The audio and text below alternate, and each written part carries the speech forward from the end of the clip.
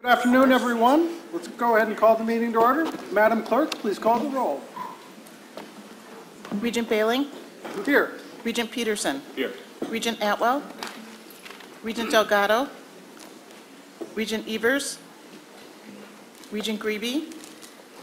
Regent Hall. Here. Regent Higgins. Here. Regent Jones. Here. Regent Klein. Here. Regent Milner. Here. Regent Mueller. Here. Regent Plant. Here. Regent Ring. Here. Regent Stile. Here. Regent Tyler. Here. And Regent Whitburn. Here. We have a quorum. Thank you, Madam Clerk. Good afternoon, everyone. As part of today's Regent News, let's first start out with some introductions.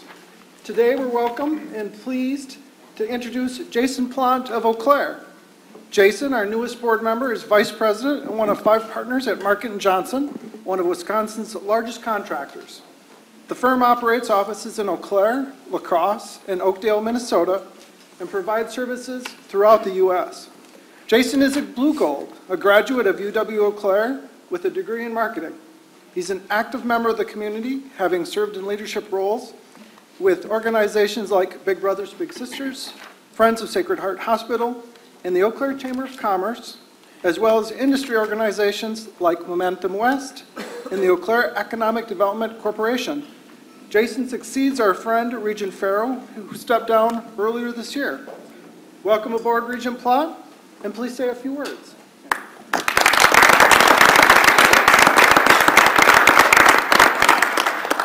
Thank you, President Baling. First of all, I'd like to extend a big thank you to everybody who's welcomed me with open arms so far. The first meeting, as you all know, was very overwhelming. Looking forward to learning from everybody. As John said, I am a Blue Gold, born and raised in Eau Claire, so Western Wisconsin is definitely a passion of mine. We've got offices in Eau Claire and La Crosse, so representing that region is definitely an honor. Looking forward to being part of such a prestigious group, and not only from the Regents level, but as a system, having such an unbelievable system here, and playing a small part of watching that develop over years is going to be fantastic. So thank you for all, and an extended thank you for all the patience and hopefully training that you'll be giving me in a short order of time here, so I appreciate it. Thank you, Regent Plant. We are also pleased to share the news that our friend Regent Jerry Whitburn of Wausau has been reappointed. For the benefit of our new colleagues, Regent Whitburn is a retired Chief Executive Officer of the Church Mutual Insurance Company. He also previously held 2 cabinet positions in Wisconsin in the late 80s and the 90s. Jerry has 2 degrees, one from the UW Oshkosh and one from UW Madison. Regent Whitburn, welcome back, and would you like to say a few words? Thank you very much, Regent President Baling. I appreciate, obviously, the Governor's confidence, the support of the Senate in our confirmation, all 3 of the new appointees. I so value the relationships across the board and with others in the room and out across the campuses, relationships that I've been able to develop during my first term. Let me just say that I continue to be amazed with the ongoing evidence of the excellence of this organization that we have a chance to work with, to be a part of, and to share the common goal of making it even better. 2 nights ago, I was in my den looking over the mail that came to our home in Wausau, and I was looking briefly through the latest edition of the Chronicle of Higher Education. And in most of the editions, there's a chart with data that they're sharing with the higher education industry countrywide, data that you don't generally see elsewhere. And in this particular chart, it was the attraction of research dollars in the humanities a year ago. And guess what? The flagship, the institution where we're sitting, the campus where we're sitting here today, ranked 3rd in America in research in the humanities. Very impressive, interesting, never seen the data before. Then I looked across to the adjacent chart, which was the privates. And guess what? We had here on this campus attracted more research dollars in the humanities than at Yale. Twice as much as Harvard. Really, really a pretty spectacular track record. Thank you. Thank you, Regent Whitburn.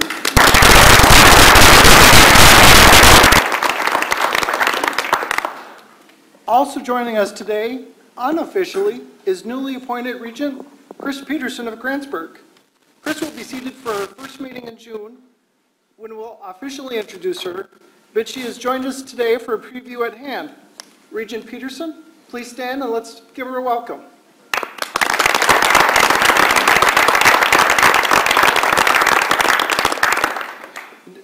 I won't steal Regent Peterson's thunder, and I know she'll talk about this in June, but she operates with her family of a very large-scale dairy farm, and I know that President Kraus and I have already started making plans to visit, and I know that a number of other regents want to come see you up in Grantsburg in the next year as well.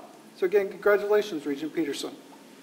To both Regent Plant and Regent Peterson, I know I speak for my colleagues when we say we look very much forward to working with you in the days ahead. Regent Chris Peterson will succeed our friend Regent Tim Higgins, whose term concludes next month. In fact, this is Tim's final meeting. We'll save our official farewell for a later meeting, but I did want to take the opportunity to thank Regent Higgins for his long-standing commitment to serving the University of Wisconsin system in our state. In the parking lot, I always know when Tim is here because he's got the UW emblazoned on his car. There's no greater commitment than that of our friend Tim Higgins. Tim, it's been a pleasure to serve with you. We'll honor you again, I believe, at the August or September meeting, but thank you for your service.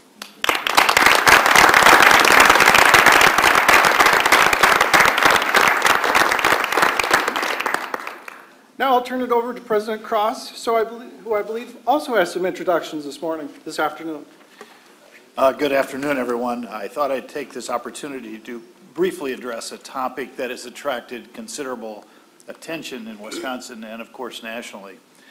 And that is the recently announced proposal to update the array of majors offered at Stevens Point. It is very important for everyone to understand that this, appropriately, is a campus-based conversation. Also, at this point, it is very preliminary.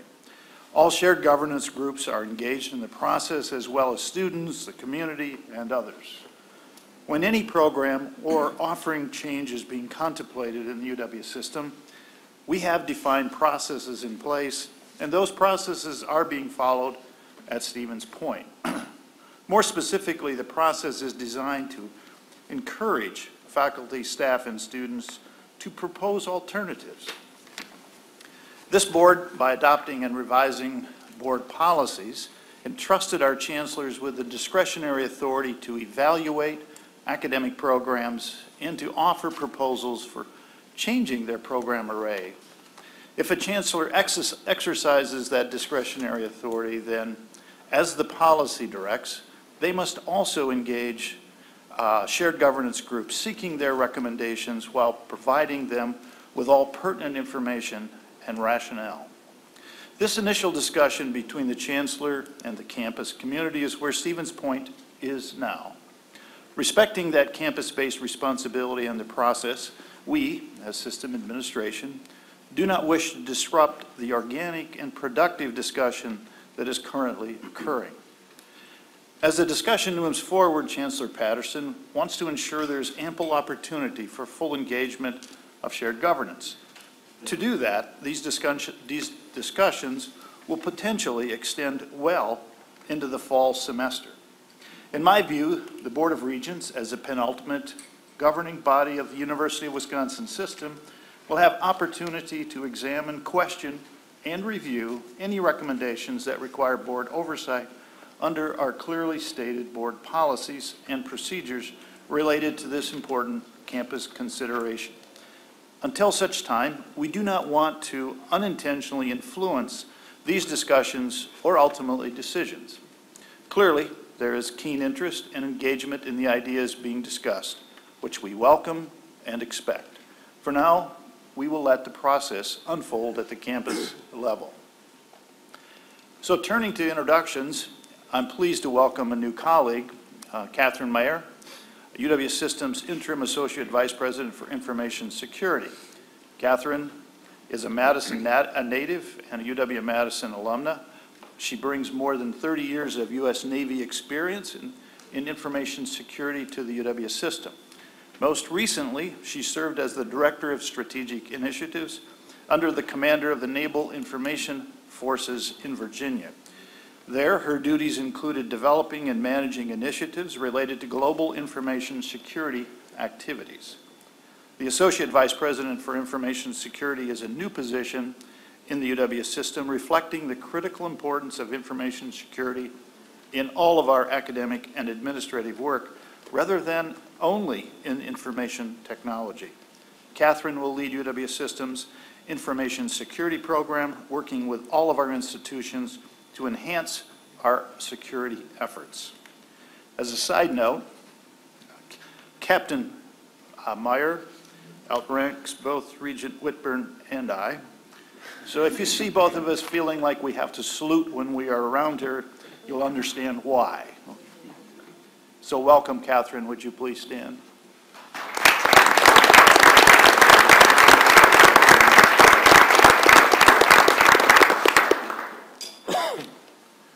I would also like to welcome Dr. Ben Passmore, who just started this week as the Associate Vice President for our Office of Policy Analysis and Research. Ben was previously Assistant Vice Chancellor with the University of Maryland System, where his background includes fundamental work on predictive analytics. He holds a PhD in anthropology from Southern Methodist University. His teaching experience spans a community college, a regional university, and a major flagship university. I'm sure he will be a great addition to the OPAR staff and will help us develop our capacity to use data for decision-making as we go into the future. So would you join me in welcoming Ben? Ben Passmore.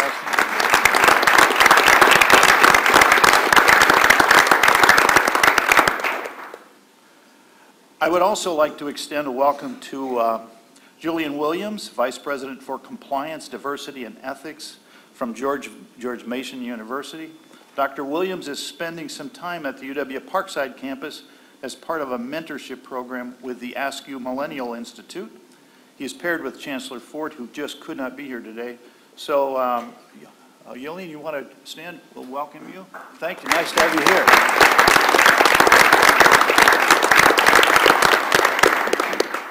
Finally, I would like to acknowledge two special guests who joined us to lead a presentation and discussion on the STEM teacher preparation program, You Teach, in the Education Committee this morning. Mary Ann Rankin, Provost at the University of Maryland at College Park, and Michael Martyr, Executive Director of You Teach and a Professor of Physics at the University of Texas at Austin. So thank you both for making the trip and sharing your insights. I certainly enjoyed it. We very much appreciate it. Would both of you stand, please? Thank you very much for coming.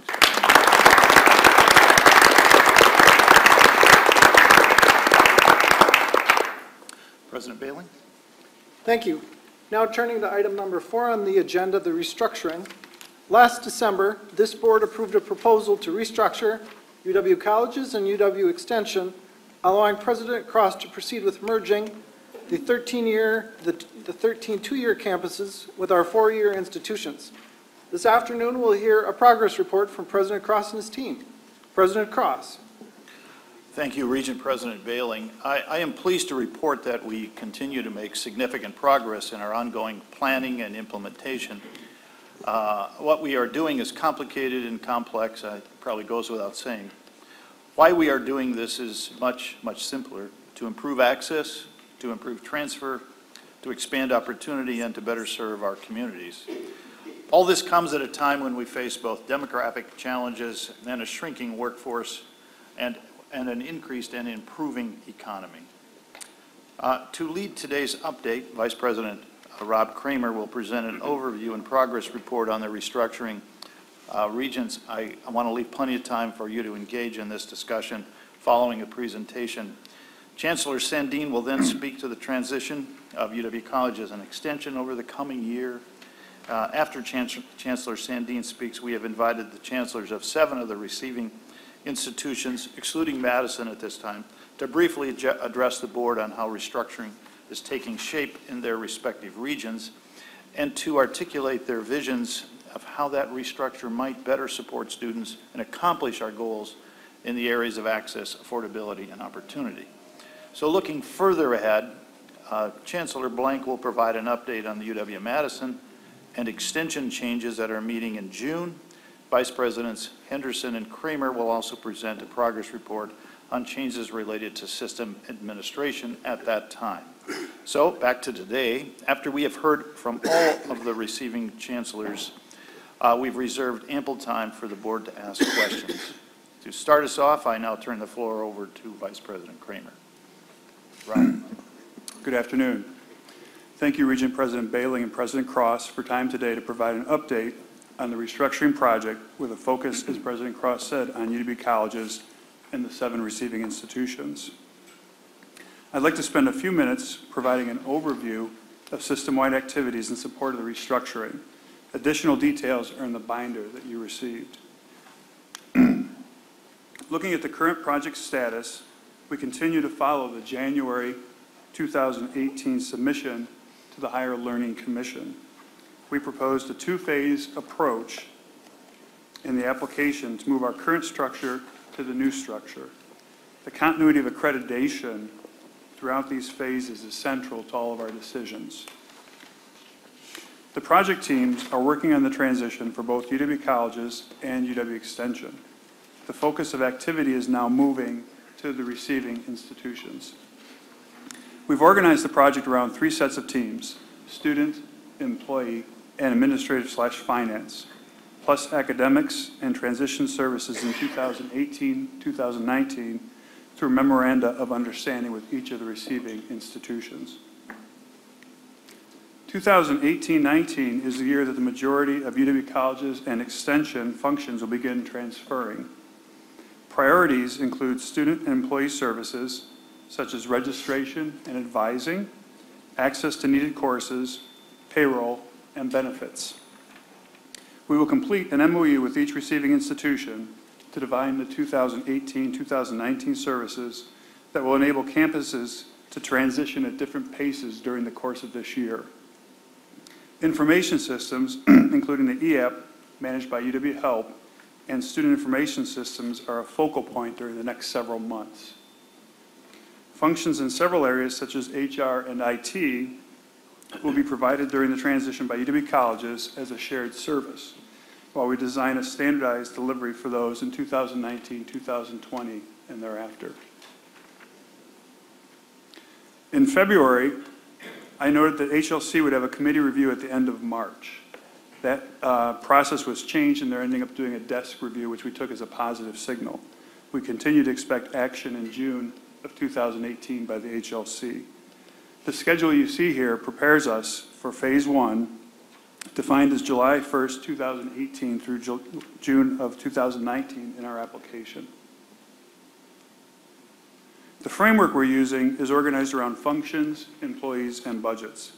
For example, the decision to transfer branch campus library functions to the receiving institutions on July 1st, 2018 informed the employee reporting for July 1st of 2018 and budgets.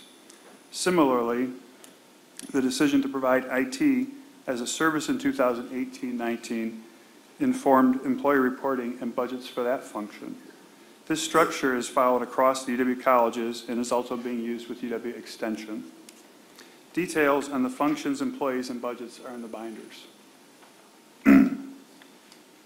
Looking at the current functions provided by UW colleges and UW Extension in 2017-18, moving through Phase 1 of 2018-19, and then into Phase 2, we've made decisions about where functions go, leading to 3 basic paths: deliver as part of the core program, transition to receiving institutions after 2018-19, and transition to receiving institutions in 2018 and 2019. The three largest functions identified in the first path are going to be HR, IT, and procurement. This is consistent with 2020 Forward and the concept of focusing on non-instructional activities to define where we can standardize, centralize, and consolidate those services to be more efficient. Several services have been identified as shared services to be provided by UW colleges in 1819 under the memoranda of understanding that I noted. Some of these will transfer to receiving institutions for 2019-2020, such as financial aid, which is already being awarded for the 18-19 year by UW colleges, and other services can be transferred sooner during the course of the year as institutions are ready, such as facilities or marketing. Looking forward then, many services will be transitioning to receiving institutions on July 1st, 2018, if the HLC approves our application. For example, administrative oversight is a key element that the institutions are preparing for to have ready on July 1st. For the employee transitions, the reporting structure will change on July 1st based on the assignment of functions. A very large percentage of employees will be reporting to the receiving institutions as of that date, both from UW colleges and UW Extension. Over the last several months and looking forward through April, we've identified additional communications for employees who are being affected by this, and will continue to do more communications with employees as we prepare for this transition. Finally, the budgets follow functions and employees to the receiving institutions for shared services or for system-wide activities. Much of the actual transfer of budgets will take place in 2019-2020 due to the timing of budget development and approval. I've tried to move through this fairly quickly because you have the materials as a reference, and I wanted to get to the, frankly, more interesting part of the afternoon, which will be the Chancellor speaking. And so with that, I would conclude my comments for now. I'll remain in case there are questions, and I would ask Chancellor Sandeen to join us at the podium.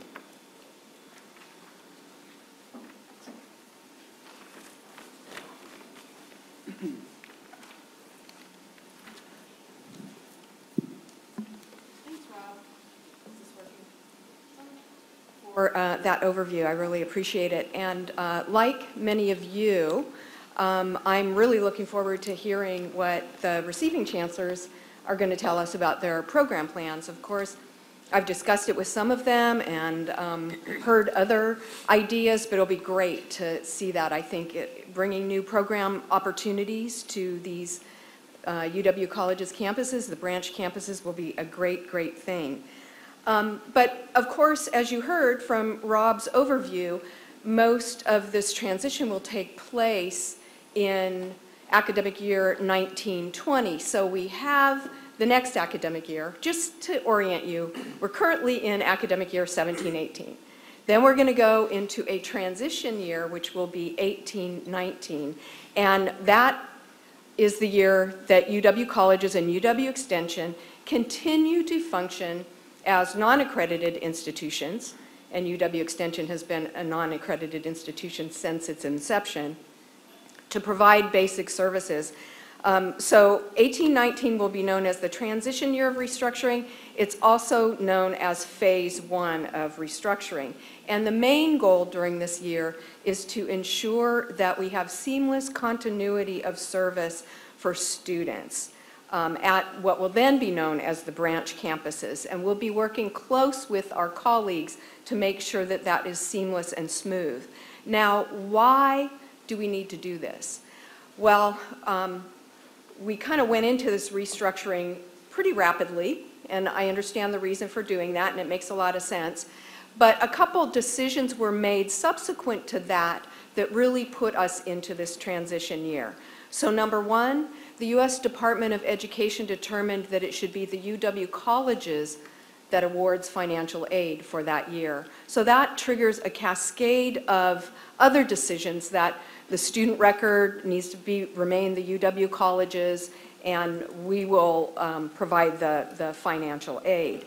Also, a decision was made, I believe, in November or December by President Kraus that we would maintain the Associate of Arts and Sciences curriculum at the UW colleges for the year 18-19. So that again triggers that our academic affairs will be involved in delivering with our partners, of course, that curriculum. And then, as you know, if you've read the 1,500 pages of the application or the proposal to the Higher Learning Commission for this restructure, baked into that is the concept of the phase one or transition year that determines the role of UW colleges and UW Extension. And then finally, if that were not enough, President Kraus has said many times in many places that UW colleges and UW Extension will continue as these unaccredited institutions for at least 2018-2019. So a transition year is necessary, and this is great. It gives us additional time to plan on the transition or handoff of these services to the receiving institutions. And it'll take some time, and it'll be rolling implementation. So not everything will happen, wait until July 1st. It will happen during that year. But we need to make sure that it's done in a really smooth way. So I'd like to remind you, especially since we have some newer board members here today, a couple of observations about the colleges that are pertinent to this. So first, this restructure is nowhere anything like the merging of two small campuses together that I know is a more common form of a restructure. As many of you know, during the year 2015, I led a complete reorganization, regionalization, and consolidation of the UW colleges in response to a $5 million budget cut. So what we ended up with is a very efficient and streamlined and matrixed organization. And it's going to take us a while to unravel that smoothly. So for example, one person oversees student compliance for 13 different campuses plus UW colleges online. One person oversees veteran eligibility benefits for 13 campuses and UW colleges online. So in order to maintain that quality of service for students, we need to be very careful, mindful, and thoughtful about how we transition this. The second thing that I'd like to remind you is the nature of the students in that segment that come to the UW colleges. They're a little bit different than students that go to all of our other institutions that do not have a fully open enrollment process. So for example, 58% of the students are first generation, as many are considered low income, 37% are non-traditional, meaning they're older, they have families and so forth. 43% are enrolled part-time, 18% have dependents, and 81% of them are working while they're going to school. So what this means is that the students are very fragile. They're just one barrier, just one problem away from stopping out or dropping out. So again, that continuity of service to them that we can provide will be very, very important. The other thing that I think it's interesting that my colleagues are starting to notice, and that is the enrollment patterns in the two-year sector are quite different than enrollment patterns in the four-year sector. And I know Regents Peterson and Tyler, also President Kraus, who's worked at Tech College, is familiar with this. So students wait until the very last minute to enroll. We get about 50% of our enrollments after July for that fall. In addition, what we're seeing is when we have a great economy, we know that unemployment is below 3% in the state of Wisconsin, and that's fantastic. But what that means is students who work are choosing to drop out or stop out because they're getting good jobs. I recently tweeted out a Brookings Institution article about the manufacturing sector and how these are good jobs with higher wages and benefits. So we're really seeing that enrollment pattern. The two-year sector is the most volatile compared to the economy, and we're seeing in our campuses in Waukesha, West Bend, and Sheboygan a reduction in applications for fall, and those are our manufacturing centers in the state of Wisconsin. So we're paying close attention to that, but I think it's important that working together to ensure a smooth opportunity for these students. So how will this be done? Rob mentioned the famous MOU between UW colleges and UW Extension and the receiving institutions. So Rob is taking the lead, and his team are taking the lead in drafting that. This will touch something like 30 different functions, I believe, that we will be delivering in agreement with the receiving institutions. The MOU represents a binding between us, the receiving institutions, the Department of Education, and the Higher Learning Commission in how we're going to handle and maintain smooth accreditation during 18-19. So again, we will implement those MOUs for fiscal year or academic year 18-19. And you also learned that some UW colleges and Extension Central Services, particularly human resources, information technology, and procurement, will move to UW System Administration. So they will be enacting those MOUs with the receiving institutions. So our goal is to do that smooth operation during that year and then very smoothly transition this to the receiving institutions so that the students don't miss a beat and hopefully our faculty and employees don't miss a beat either. But the students are really our major focus. So after July 1st of 2019, UW colleges and UW Extension will continue to at least December 31st of 2019 as unaccredited institutions to finalize our complete shutdown.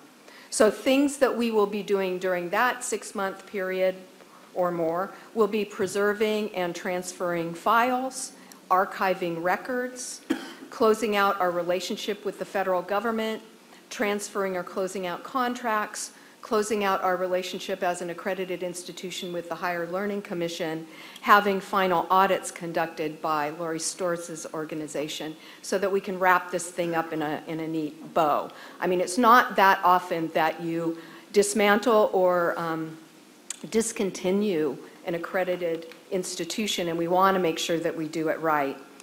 So basically, it's been a while, and we're excited about the work ahead of us, believe it or not. It's not necessarily what a lot of us signed up for, but here we are.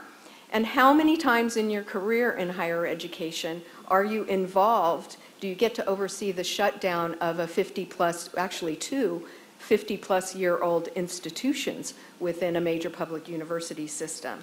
This is a skill set that I think will be highly valued in the United States in years to come, given the demographic challenges, especially in the upper Midwest and New England states. So that's the plan. I'm happy to answer any questions that you may have.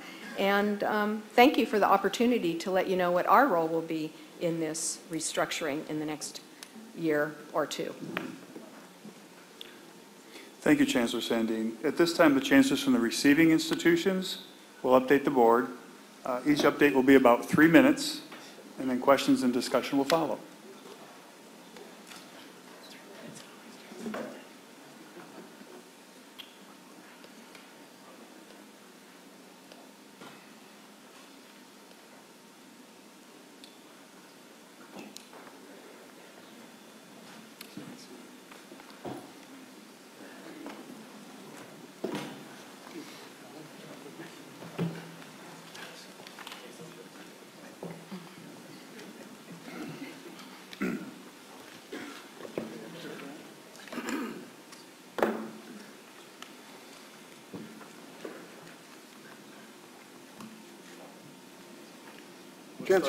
Chancellor Shields, you get to go first.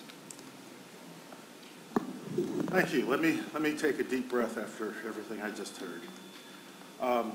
This is an extraordinary opportunity for the University of Wisconsin-Platteville, and it has been exciting for me to visit these communities, to interact with the folks on the campuses, to meet the people in the communities, to engage my team on my campus, which is led by our Vice Chancellor for Academic Affairs, Joanne Wilson, and Vice Chancellor for Student Success, Angela Uloven.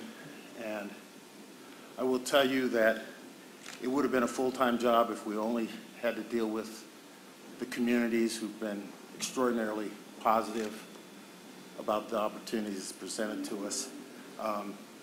It's been twice that much work because they've had layers and layers of meetings that have been challenging on a number of different fronts. So on the positive side, we have a number of ideas about programs in these communities that we think will help those communities thrive, which will make the interest in the campuses at Baraboo County and Richland Center excited about engaging with us and helping their communities thrive. It's been reinforced a number of times how vital these institutions are to those communities, and so that has been real heartening. I'm going to step back because the other side of things is a little more challenging.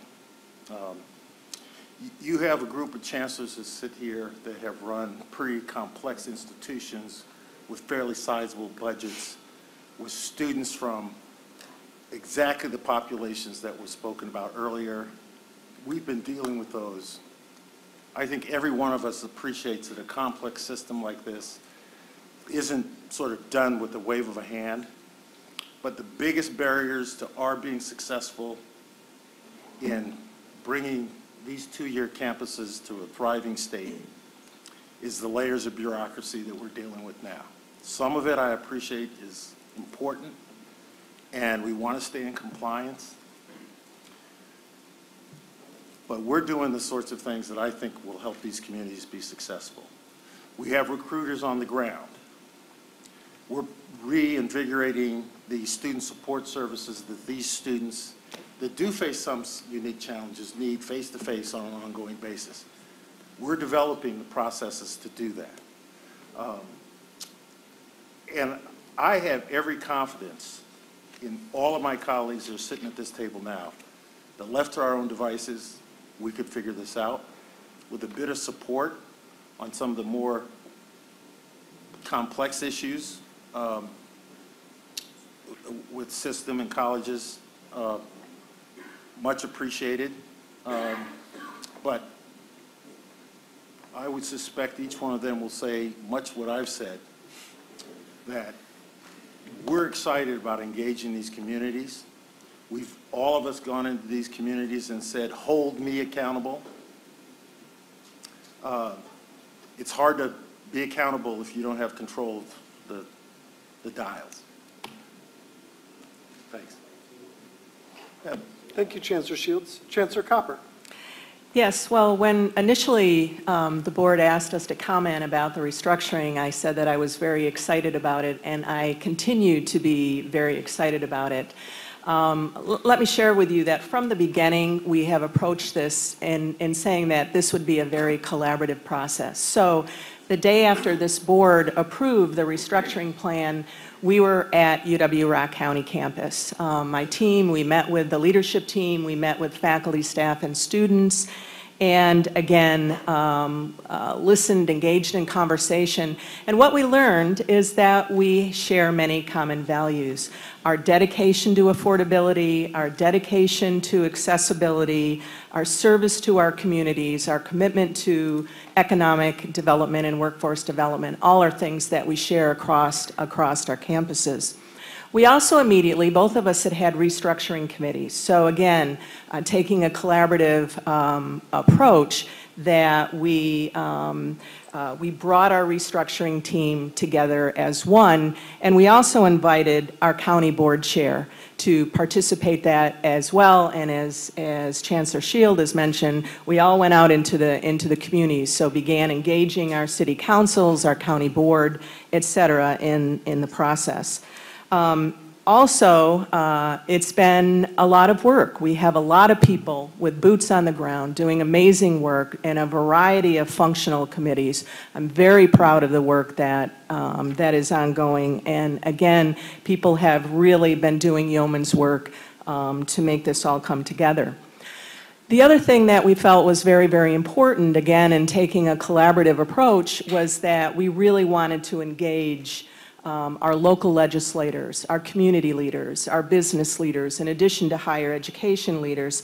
And so what we did was we had on a Saturday morning, we had what we called an Even Better Together Summit, bringing together all of those leaders to talk about what is our collective vision going forward, that we're in this together, that we are better together, and that let's talk about all of the opportunities as well as the challenges. And certainly, I was interested in hearing what everyone's vision was and their ideas and tapping into that collective wisdom of the community.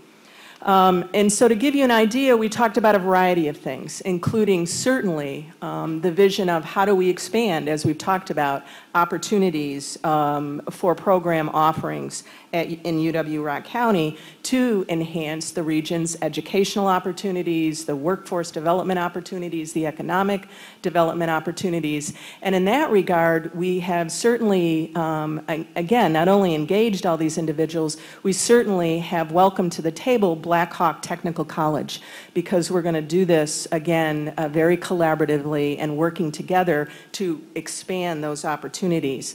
So we have been laser focused always on student success, always on a collaborative approach, and always, as I said to the board before, doing it the Warhawk way, which is the right way, and making sure that we're very, very collaborative in the process. So I continue to be very excited. One of the things we've really learned is that there is a local passion, there is a local individualism, and these type of decisions need to be made at the local level. And tapping into that passion and into that collective wisdom and maintaining that local commitment is very, very important. Thank you. Thank you, Chancellor Copper. Chancellor Money. Thank you, President Bailey, members of the Regents. Board of Regents, I will echo many of the same comments. I think you'll hear probably a number of the same themes this afternoon, certainly with respect to how we've engaged on a lot of levels, both in the community, on the campus, bringing a lot of our parts of UW-Milwaukee together with what is in UW-Washington County and UW-Waukesha. They're very different. They're very different in terms of the approaches and the communities than Milwaukee. So that represents for us a bit of a unique challenge. I think every one of these joinings is going to be a little bit different in that regard. The process will be a little bit linear, and then really wrap up and talk about the vision. Where we're at today is that we've got over 160 people that are working in 7 functional teams and a coordinating structuring steering committee as well. We've engaged at that steering committee level the county executives from both Waukesha as well as Washington County. They sit on that, and we've been making a series of visits both on the campuses and in the communities, but a lot of those functional teams have the members embedded in them. That parallels really what's happening across the system level. The critical priorities, I think you can appreciate, echoing what both Vice President Kramer and Chancellor Sandeen have said. There's the HLC aspects, because if we do not have accreditation, we don't have financial aid, game over. So we're really focusing on that, as well as the employee transition. And then at the equal level of priority is the recruitment and the transition for students, not just current students, but the prospects, because really the success here is going to be the continued student pipeline. That's absolutely critical for the issues of access, affordability, but ultimately having more educated workers in Wisconsin. So those are absolutely some of the critical priorities. There's a number of other things to build around that as we go forward. We are also seeking approval for the AAS degree from Higher Learning Commission. The next steps in front of us that I think we were all facing would really deal with what are the fund balances, what are the enrollment-related tuition revenues, what are some of the things that, as we look at the future, are going to make us continue to be successful. Right now, as Chancellor Sandeen talked about, in the southeastern area of Wisconsin, we've got some of the most significant employment talent gaps that we've ever had. And this is creating a problem for a lot of employers as they look at higher education to help solve those problems. And so there's the challenges students face, and then there's also the opportunities students face. And right now, there's an awful lot of employment opportunities. And so we see that affecting the enrollment right now. So we've got to get ahead of that. That's absolutely pivotal for our particular situation. We are looking at the organization chart, the staffing needs, and determining what is the right level of staffing as we go forward. And then we're continuing down those critical paths, paralleling what the system is going through. The vision, ultimately, is to have something that is integrated, that builds on the strengths, builds on the collective community values that do exist in these different areas to build a stronger student talent pipeline, both to UW-Milwaukee as well as to other areas. We have 23 academic institutions in the southeastern 7 counties, 2-year, public, private, and 4-year academic institutions. We're really banding together in a very powerful way through what's known as the Higher Education Regional Alliance. And in that effort, Waukesha and Washington County are going to be a critically important part. For example, there's 400,000 people who live in Waukesha County alone. There's a number of important companies, a number of important organizations, and we want to provide an even greater talent pipeline for all those organizations. As Chancellor Copper has said, we are looking at linkages with technical college also as we do this because they're such an important partnership in usually geographic adjacent areas. We've formed with the leadership of our governance groups, the College of General Studies that's been approved, and so we've got an organizational structure that will house our degree offerings. We do anticipate some additional programmatic offerings. I'd be happy to talk about that further if you're interested when we get to the Q&A. Thank you, Chancellor. Chancellor Peterson. Thank you, President Bailey. I'd like to speak briefly about our vision, our challenges, our opportunities, and our resolve. We are fortunate that we're not trying to shoe in one size fits all in how this is going to be evolving in the various regions of our state. In some regions, 2 years from now, 3 or 4 years from now, the campuses may still be quite distinct and separate. In other regions, they may overlap to a certain extent. And in still others, as we envision this in central Wisconsin, is that we will become one single institution completely integrated in every way. Because we believe together we're stronger than we are if we're separate. Some of you may remember President and then Governor Lee Sherman Dreyfus, who wrote and spoke in 1968 about the ruralplex in central Wisconsin. Stevens Point, Wausau, Wisconsin Rapids, and Marshfield. This reorganization within the system, I think, is an opportunity to revisit those writings and his thoughts on how this region of the state can be more united than we've ever been before. But there are also challenges that we face, and those should be articulated, and we should have a plan to deal with them, but they should not be where we focus. But nevertheless, I feel that I must mention them this afternoon. At Stevens Point, we have dealt with and continue to deal with a 16% reduction in enrollment. Much of that, a good portion of that is a result of the demographics in our state, particularly the rural part of the state. But we estimate about 2/3 of that reduction in enrollment is a result of a 12 percentage point increase in our 4-year graduation rate. That is a phenomenal success for our students. But it comes at a very costly expense to the bottom line of the budget. At UW Marshfield, Wood County, in the last 7 years, they've experienced a 47% reduction in enrollment. And in Wausau, over the same time period, a 51% reduction in enrollment, which is the largest of the 13 campuses in that time period. There's also the structural deficit that we have to contend with. At Stevens Point, it's $4.5 million. And I'm sure you've read of some of our efforts to deal with that. Also at Marshfield, it's $800,000 just about, which is proportionately about 7 times more than it is at Point. And in Wausau, it's $2.3 million, which is about 9 times more than proportionally than it is at Point, which is, again, the largest of the 13 campuses. So combined at the 2-year campuses, it's $3 million, which is the largest of any of the 7 receiving institutions.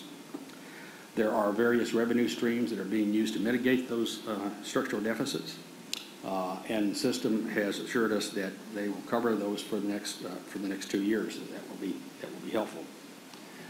But that should not be our focus. Our focus should be on the opportunities, and we see many, many opportunities to do things differently, to be more innovative, to be more collaborative.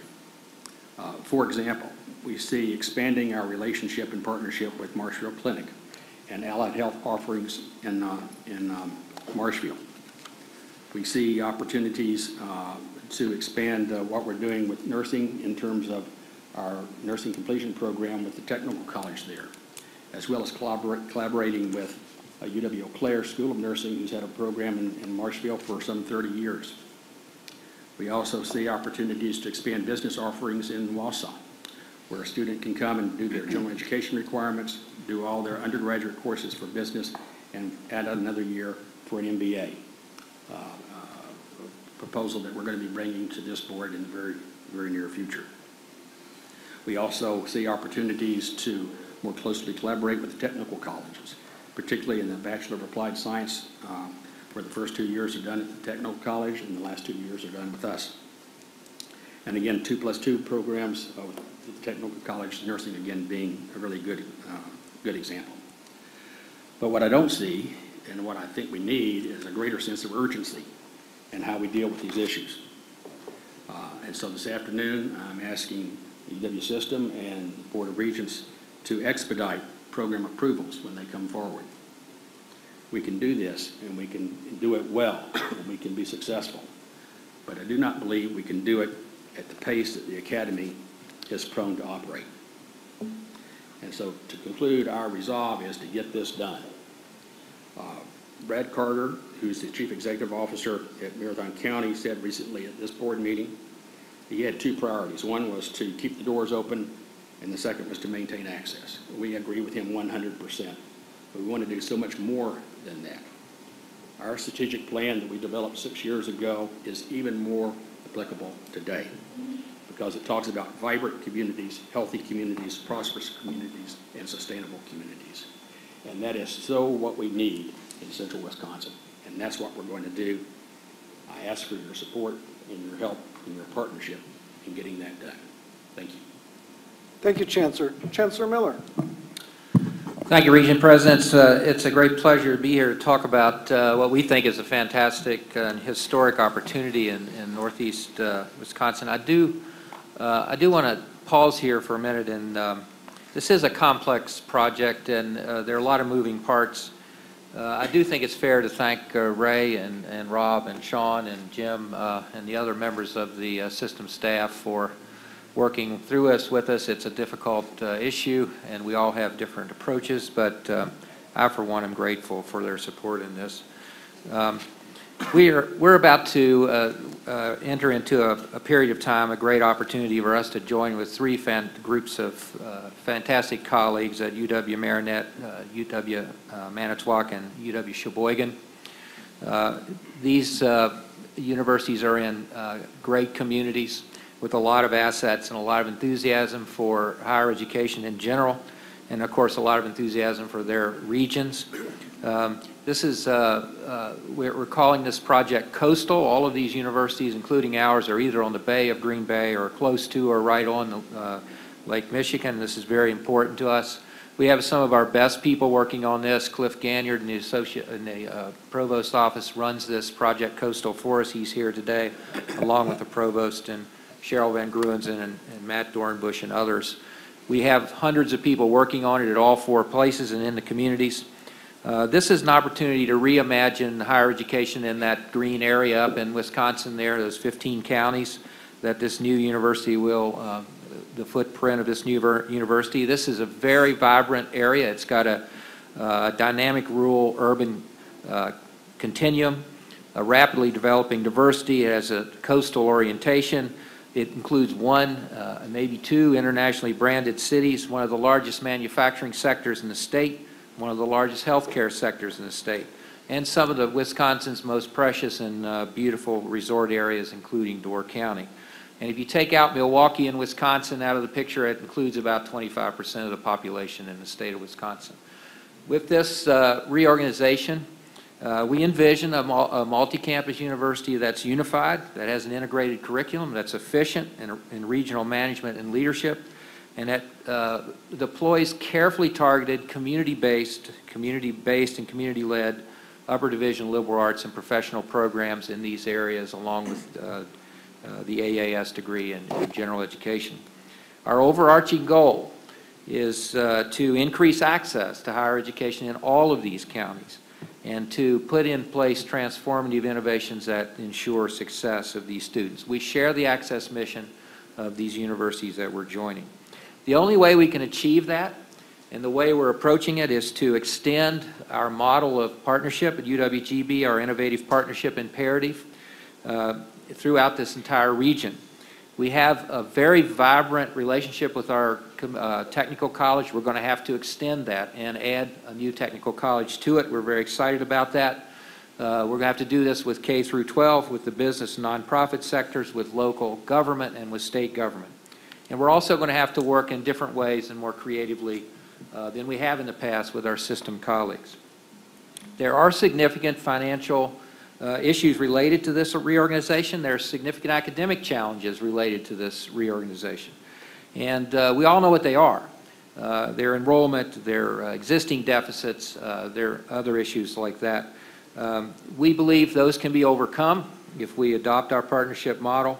This is a highly collaborative process that we have in place right now. We're involving everybody from these who we can at these institutions. We're routinely in these communities.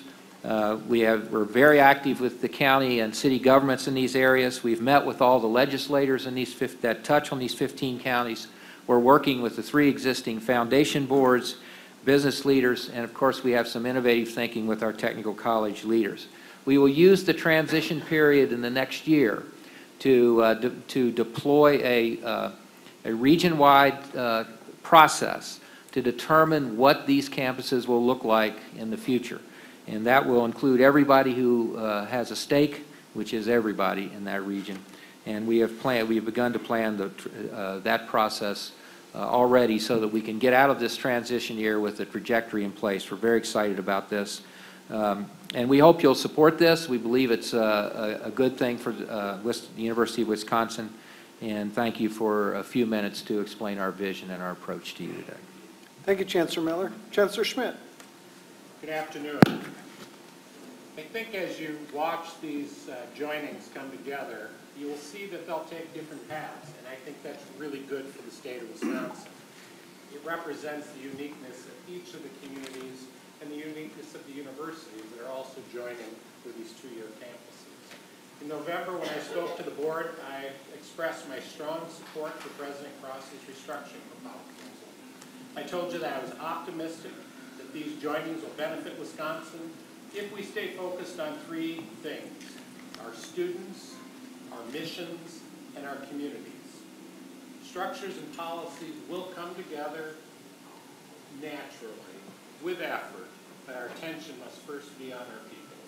To that end, UW-Eau Claire and Barron County have spent the last 5 months... Hey, Chancellor, I'm going to have you speak just a little bit closer to the microphone. Okay. Our IT people are giving me the look. Giving me the look. You want to use this one? Use that one. All right. Thank you, Chancellor. Happy to accommodate. To that end, UW-Eau Claire and Barron County have spent the last 5 months putting most of our energies into getting to know each other and building trust. To do that, we've agreed together on 6 principles that would guide our decision making. You'll see them here. Put students first, preserve and strengthen our distinct missions, operate with transparency, proceed with focused speed, strengthen inclusive excellence, and create a foundation of financial stability. Principle 1, by putting students first, they have been included in all of our work groups, they are consulted in our decisions, and we have worked to make sure that there's only minimal disruption, if any, to their studies.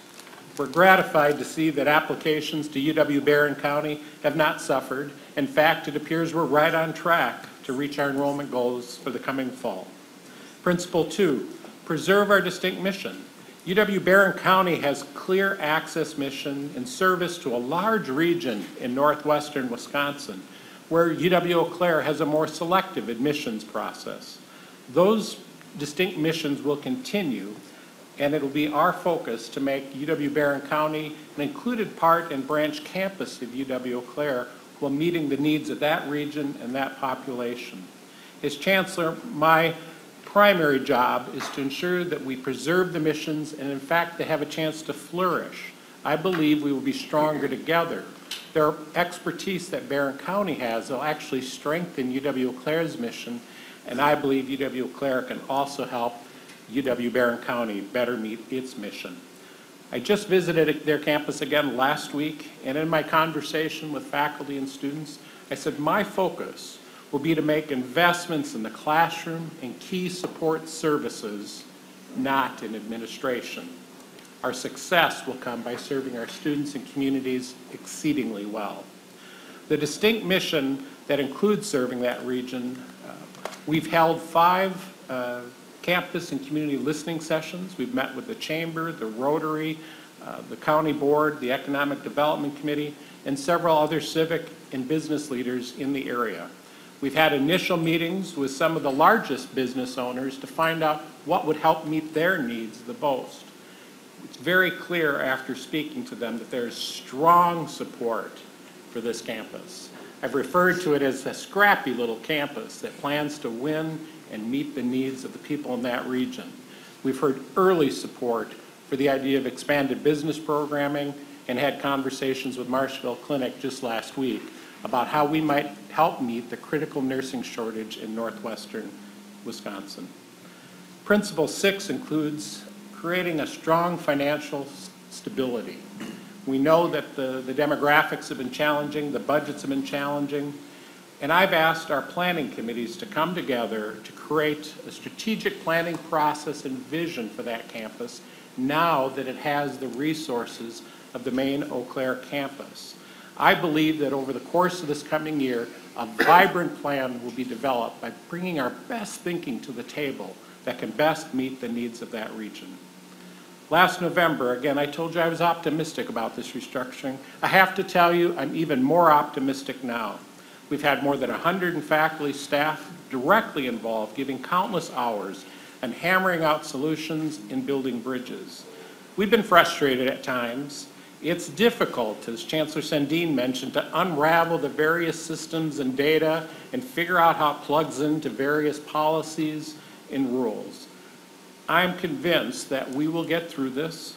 July 1 is coming fast. There will be hiccups, but UW-Eau Claire and Barron County, we've laid great groundwork for a much stronger future. As I've said, and it's become my hashtag on my Twitter account, we're stronger together. Thank you, Chancellor. Chancellor Levitt. Good afternoon. President Behling and Regents, thank you for this opportunity. The development of a unified community vision for UW-Fond du Lac, UW-Fox Valley, and UW-Oshkosh will take some time. But I am proud that good work is underway. Hundreds of dedicated students, faculty, and staff members from our 3 campus communities are leading the restructuring work. It's without extra pay. It's in between studies. It's in addition to their teaching, research, service, and family commitments. Nevertheless, there is a feeling of what if, or what is possible. We will be back to you in the next year or so. We'll have a proposal for a new vision and a new mission statement for the institution. I won't prescribe its language today. I do know that our words will honor these values: a commitment to excellence, access, affordability, inclusiveness, shared governance, liberal education, responsiveness, and other principles that have always been foundational to us. Today, what I can do is offer my own vision for the new university as the 3 campuses are created together. This is a once in a generation opportunity to help transform lives today, lives in the decades to come. 3 campuses, 1 university, potential in proximity. Naturally, people have questions about what we're doing and why we're doing it. Here's what I tell them. The new university we are creating together can be a force that helps further transform our rising region. We will increase the educational attainment rate. We will help more people pursue knowledge and prosperity. And we will develop the talent needed in a growing region. There are people in the region who may feel like a bachelor's or master's degree or a doctorate are out of rhythm in their lives, or simply out of reach. Soon, it will be right next door. The Lake Winnebago region is rich with distinctive, proud communities. There is startling economic opportunity and high quality of life for people. We are surrounded by globally competitive industries, cultural vibrancy, and stellar education at all levels, public and private. Like our sister institutions, we are figuring out how to fuse curricular arrays, class schedules, athletics, shared governance, traditions, and yes, naming. How will we properly identify and herald the new university? We owe it to our future to thoughtfully explore this. That means data, market analysis, and community engagement. We are in no rush.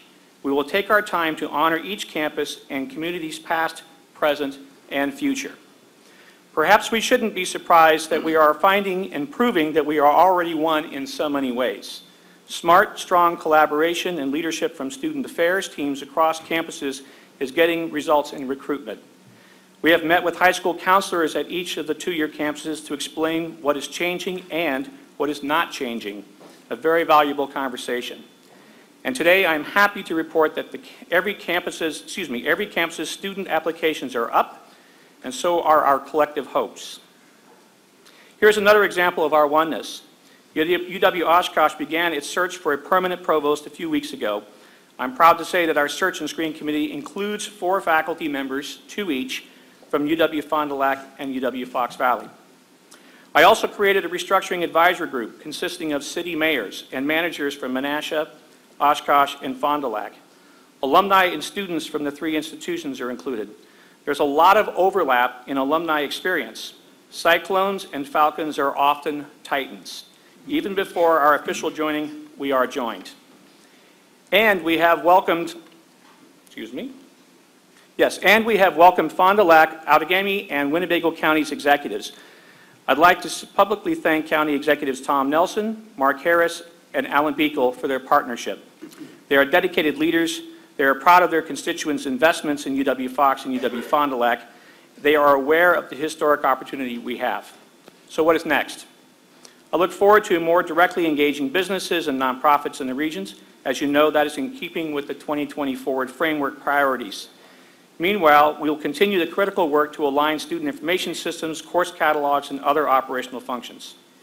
The piece of the vision that really drives me is the work we will undertake to offer select baccalaureate and master's programs on the campuses in Fond du Lac and in the Fox cities.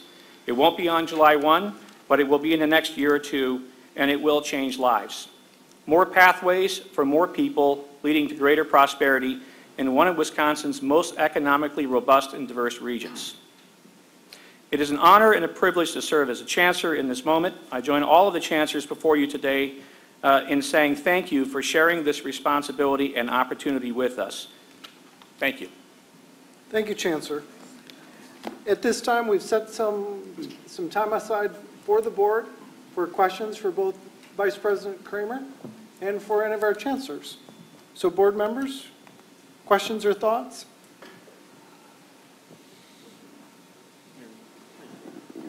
Regent Whitburn.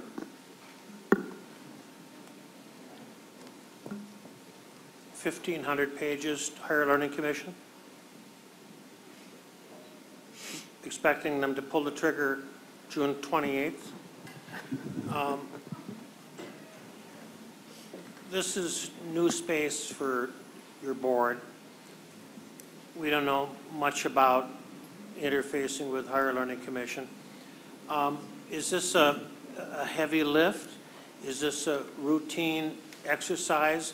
What's our expectation with regard to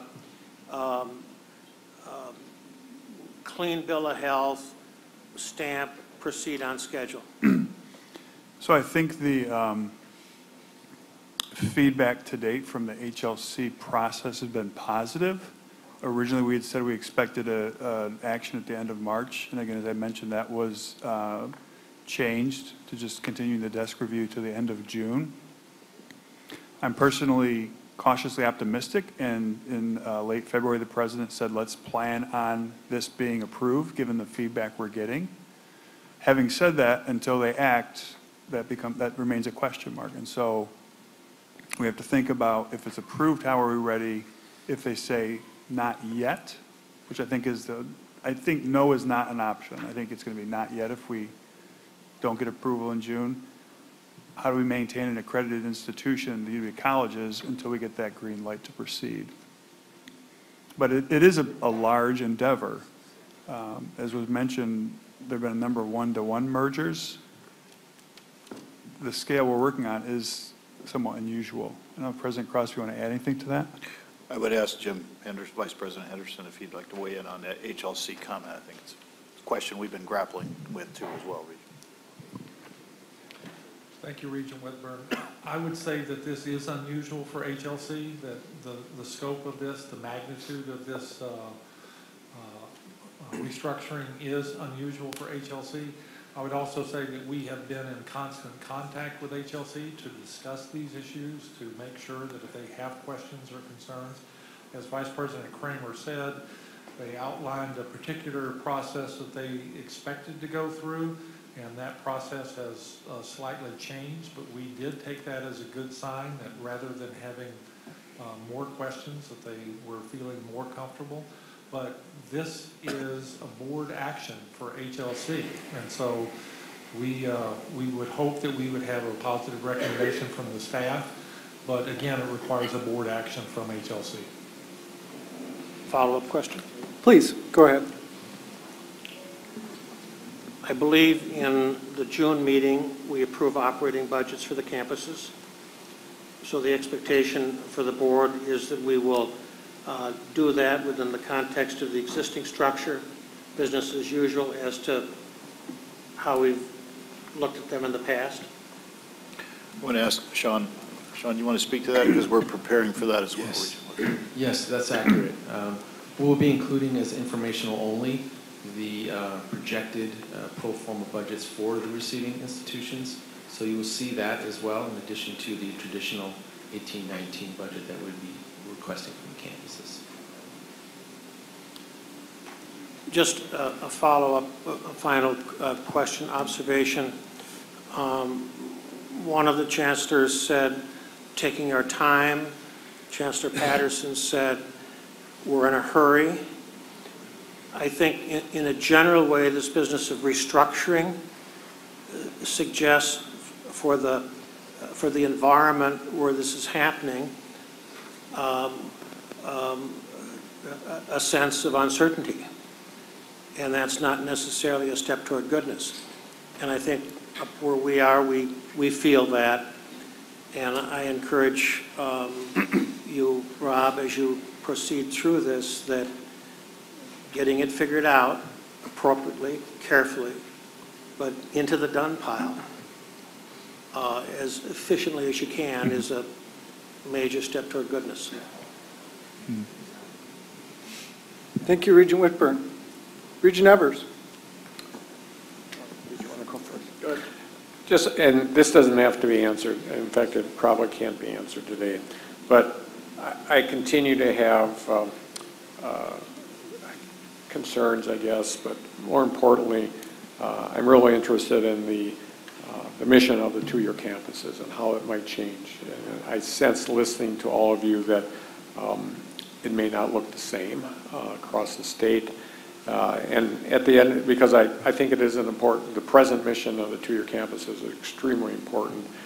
It's not that all of you don't deal with non-traditional students. That's not my point. But my point is that it is different now, and it's likely to change. And I just, at some point in time, I need to know, for my comfort level, if it is changing, what is it changing to, and what will those two-year campuses look like. I think that's really important. So, like I said, my guess is it can't be answered today, but I personally will need that answered at some point in time. Thank you, Regent Evers. Chancellor Shields. Well, I look at this as an opportunity to reinvigorate the relationship that the two-year campuses has with K through 12. And I think you heard a little bit of that from each of the folks here. It's probably a gap that we've had. We've already met with school principals and school superintendents all over Southwest Wisconsin to get a better gauge of what their needs are. We've discovered that several of them already have pretty strong relationships with the two-year colleges, but some don't. We know that they have great needs within those school districts, and it's to our, we're incentivized to do this because we need to encourage more students to be pursuing some level of higher education, even if it's at the technical college level. And so I see this as an opportunity to sort of expand our outreach into that aspect of the education system in Wisconsin. Thank you, Chancellor. Regent Peterson. Thank you. Chancellor Patterson, do you have a comment before I Yes, comment? Richard, I just want to say that we fully embrace the mission that the two-year campuses have had for the last 40 years in this state. My sister and I were the first in our family to graduate high school. I worked my way through high school, and with that check, I paid my tuition at a campus very much like the one in Marshfield, $60 tuition, and it's how I got my start. I believe it in my heart, and I assure you, we're going to maintain that access mission because this state has to have that. Thank you. Just a comment to begin with. My sincere appreciation to Chancellor Sandeen, all the receiving chancellors, all of our UW system staff. You know, when you think about this restructuring and reorganization, this is one of the larger endeavors we've ever taken on as an institution. And so for that, I know there's tremendous work. I speak for everyone when I say you're really putting your shoulder into it. And for that, we're all grateful. The reorganization from this panel's perspective, as we just heard, appears to allow for community engagement in higher ed and student success in Wisconsin like we've really never seen before. And I want to shift so that we can get a little bit of dialogue on how are you thinking about rebranding your collective institutions in a regional way? And I was writing this question while you were speaking, and then I saw a little bit from Gary talking about the coastal initiative, and then from Andy we saw, you know, the Winnebago region layout. But in my mind, and it goes to Tony's question about, you know, how do you maintain access, student success, all those elements associated with it. Just elaborate a little bit, a couple of you, if you would, about how you're building brand development to gain that community buy-in in the region for our future success, because I think you're giving a lot of thought to that, and I'd just be interested in it. Chancellor Miller. Regent Peterson, thank you for the question. That was actually something we thought about immediately after this was announced, because for us to succeed, we've got to develop really strong regional cohesion here and a lot of interaction, not just with these three communities, but all the other communities and state governments that go around it. Some of these communities have a lot of brand equity already. We want to preserve that.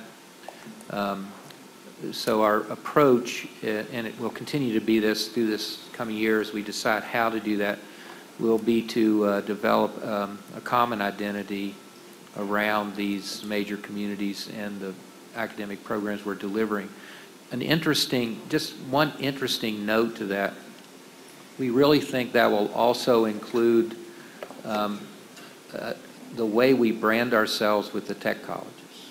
And so we haven't, we've actually had some pretty deep conversations with one about this, and they may join us in thinking about how to deliver this. When you think about it, we've taken out a middle layer of public higher education in this region, and now what's there are the consolidated four-year university and the tech colleges and K through 12, and that is not only a huge opportunity to go forward, but it's also a huge opportunity for regional cohesion, which we think is essential for economic development, talent creation, and all the other stuff with them. So it's a great big part of the opportunity for us. Thank you, Chancellor Miller. Chancellor Copper, and then Regent Style. Yes, I think that one of the things that we've experienced is the community being very, very positive about this and very excited, as are we. And so part of our, as I mentioned, our Even Better Together event was bringing everyone to the table and really saying we are committed to a collaborative approach. So then it's everyone together developing that vision. The other thing I think is also recognizing all the common ground that we have. At UW-Whitewater, we have a special mission to serve non-traditional students, to serve students with disabilities, underrepresented minority students. 42% of our students are first generation. So we share that common ground in terms of focusing on student success. And when you put that at the forefront and our shared commitment to serving our communities, people are excited about that. And that serves as the common ground for branding and serves as the common ground for really coming together and engaging in those conversations. When you bring everyone to the table, then everyone gets excited. Thank you, Chancellor. Regent Stile. Thank you. You can sense the real energy here, and I think there's a lot of opportunities on the table. If I can we dig into one of them? And I think one of the opportunities that's out there is to improve the transferability for students between schools. Can you comment on the work that's being done on respective campuses on that topic? Chancellor Schmidt. So we have our rapid action task forces that we put together. And so as you might guess, there are differences in the curriculum, but actually UW-Barron County had just gone through a proposal to restructure their curriculum, which actually aligns even better with what we have in Eau Claire. So we're beginning the process of crosswalking those individual pieces. It's very clear from talking to our admissions office, to the registrar, the people who are managing typical transfers, that the transition between Barron County and UW-Eau Claire will be even better. But I do want to point out, and I made this point when we were last here, I welcome all of the chancellors and their staff who are sitting at this table as well as at this table. You are all welcome to come to the UW-Barron County campus and continue to recruit those students. Many people were worried about transferability, and something to remind you is we have a lot of students that come to UW-Eau Claire for a year or two with an intention of transferring to UW-Madison or to another institution. So the fact that these institutions have been combined with a four-year institution in no way, in my mind, limits transferability. It certainly, because of the curricular issues, makes it smoother between the receiving campus and the college that's being joined. So. Thank you, Chancellor. Regent Klein. Yes, thank you. I guess everyone has said the students are going to be kind of put first and communities are put first. Walk me through, and maybe Chancellor Mone, you could describe it. You know, if you're a student at UW-Waukesha, you know, how is it going to feel when this is implemented? Will there be, you know, is going to be UW-Waukesha? There are going to be the same professors there? Am I going to see the same support individuals that might have been helping me, counselors? How is it going to feel for a student after this is completely implemented? Thank you, Regent Klein. That's an important question. What we want to do is bring something that we consider to be the UWM quality levels to the campuses that we're going to be receiving. And I think that what that means is we have to be very respectful and very supportive of what's there and continue to provide that type of service, but recognize that from really answering the previous question as well, from a branding perspective, we want this to be a UW-Milwaukee experience in many ways, where we are UW-Milwaukee at Washington County, UW-Milwaukee at Waukesha, and we have as part of this an awful lot of discussions in the communities about the identity and about how this would work. But we want to improve the seamlessness. We want to improve the types of transferability types of activities that we know, whether it's technical or the colleges, we can improve upon. I think that's going to be important. Right now, the campuses have because of the regionalization, have not had some of the things that we think we can provide because of the local access geographically that can work, we think, very well. But I will tell you also, right now, we don't have everything by a long stretch figured out because we're really working at the tactical level. We've got so much coming at us with respect to this. It's so incredibly complicated with the numbers, and you know, it's like we've used the model, talked about whether it's changing a 747 into a 777 in the air, or trying to fix a bicycle while you're riding it. It's just very, very hard. So we're really looking at a lot of the tactical level issues right now. looking at issues around advising, around the support services. As Chancellor Copper has said, you know, at UWM, we are unique because we've got both the access and the research mission. So we're really used to dealing with a 40% plus first-generation student profile, dealing with students who have tremendous challenges on a number of different fronts, as well as some of the best students around. You know, it's really trying to provide that array of services. But I'll also tell you candidly, there are financial challenges that are so significant that we cannot honestly say every student is going to have the same access that they have on our main campus, because the tuition is different, the seg fees are dramatically different, and a lot of those services are provided right now. So we're trying to figure that out, especially with system support. How do we continue to maintain all the great things, improve all these other areas? Because honestly, what's happening right now is not working well. That's the driver for this joining. If we were to continue everything as it currently existed, we would not, we don't want to do that. Let's just put it that way. So we've really got to find the areas of focused improvements. And then in addition to that, find the areas where we can grow programmatically. So the UW-Waukesha County student, a year to 3 years from now, is going to have an array of different experiences than they have right now. If we bring master's and or other bachelor degree programs to those locations, that's going to be a huge win for the students, for the communities. So it's an array of a number of different things. But right now, it's tactics first before we really build to what the possibilities we think can be. So we won't have a building that is less utilized. It will be utilized differently. Correct. Correct. I also have to say, and I'm just giving a specific example, you know, our county executive in Waukesha is Paul Farrow. Paul Farrow is also the co-chair of M7. M7, we have a built-in advantage with the 7 southeastern counties as an entity that brings together a lot of business, education, elected officials, and with that kind of branding, we also have the necessity. He's the landlord also for Waukesha County Technical College, 5 miles away. You know, it's a very close proximity, and so they're part of the equation as well. I think you've heard several chancellors here talk about that relationship, and I think that actually can strengthen a lot of educational opportunities for students across the community. Thank you. Thank you, Chancellor. Regent Tyler. If I was sitting in your chair and I listened to the comment I'm going to make, I'm going to say, you know, my plate's full, I don't want to hear anymore, but I'm going to make it anyway. So many of you have talked about the relationship with technical colleges, which I absolutely appreciate.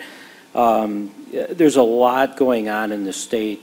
This reorganization, the academic and career planning, which became law this fall,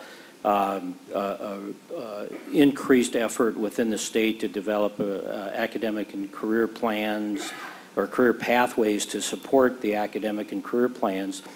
And there's a huge effort in with the Department of Workforce Development and the Inspire platform to connect businesses with those career pathways.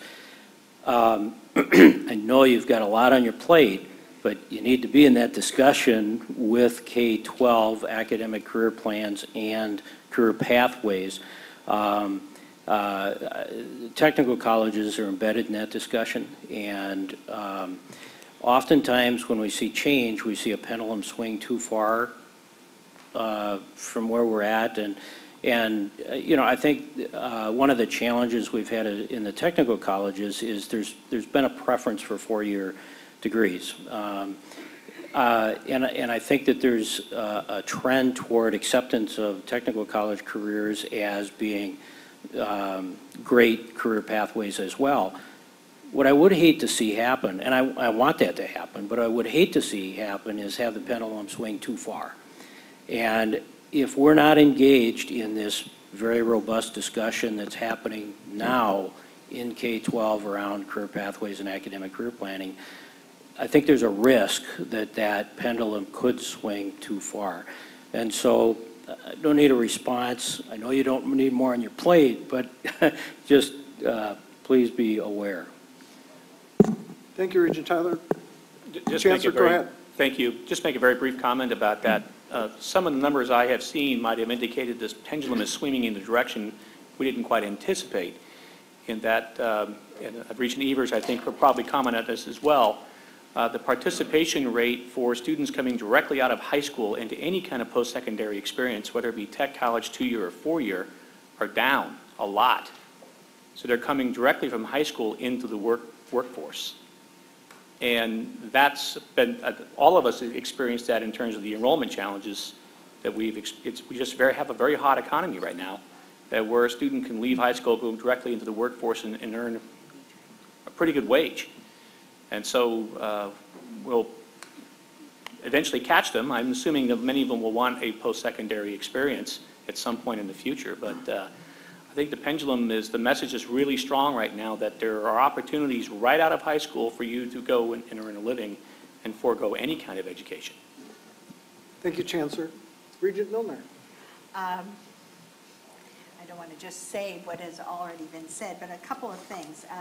And this keys off to about what Chancellor Patterson said. I believe it was you, Chancellor Patterson, when you said there will not be one particular form, that these will take different forms. They will be, in some places they will be discrete, and in some places it'll be fully integrated.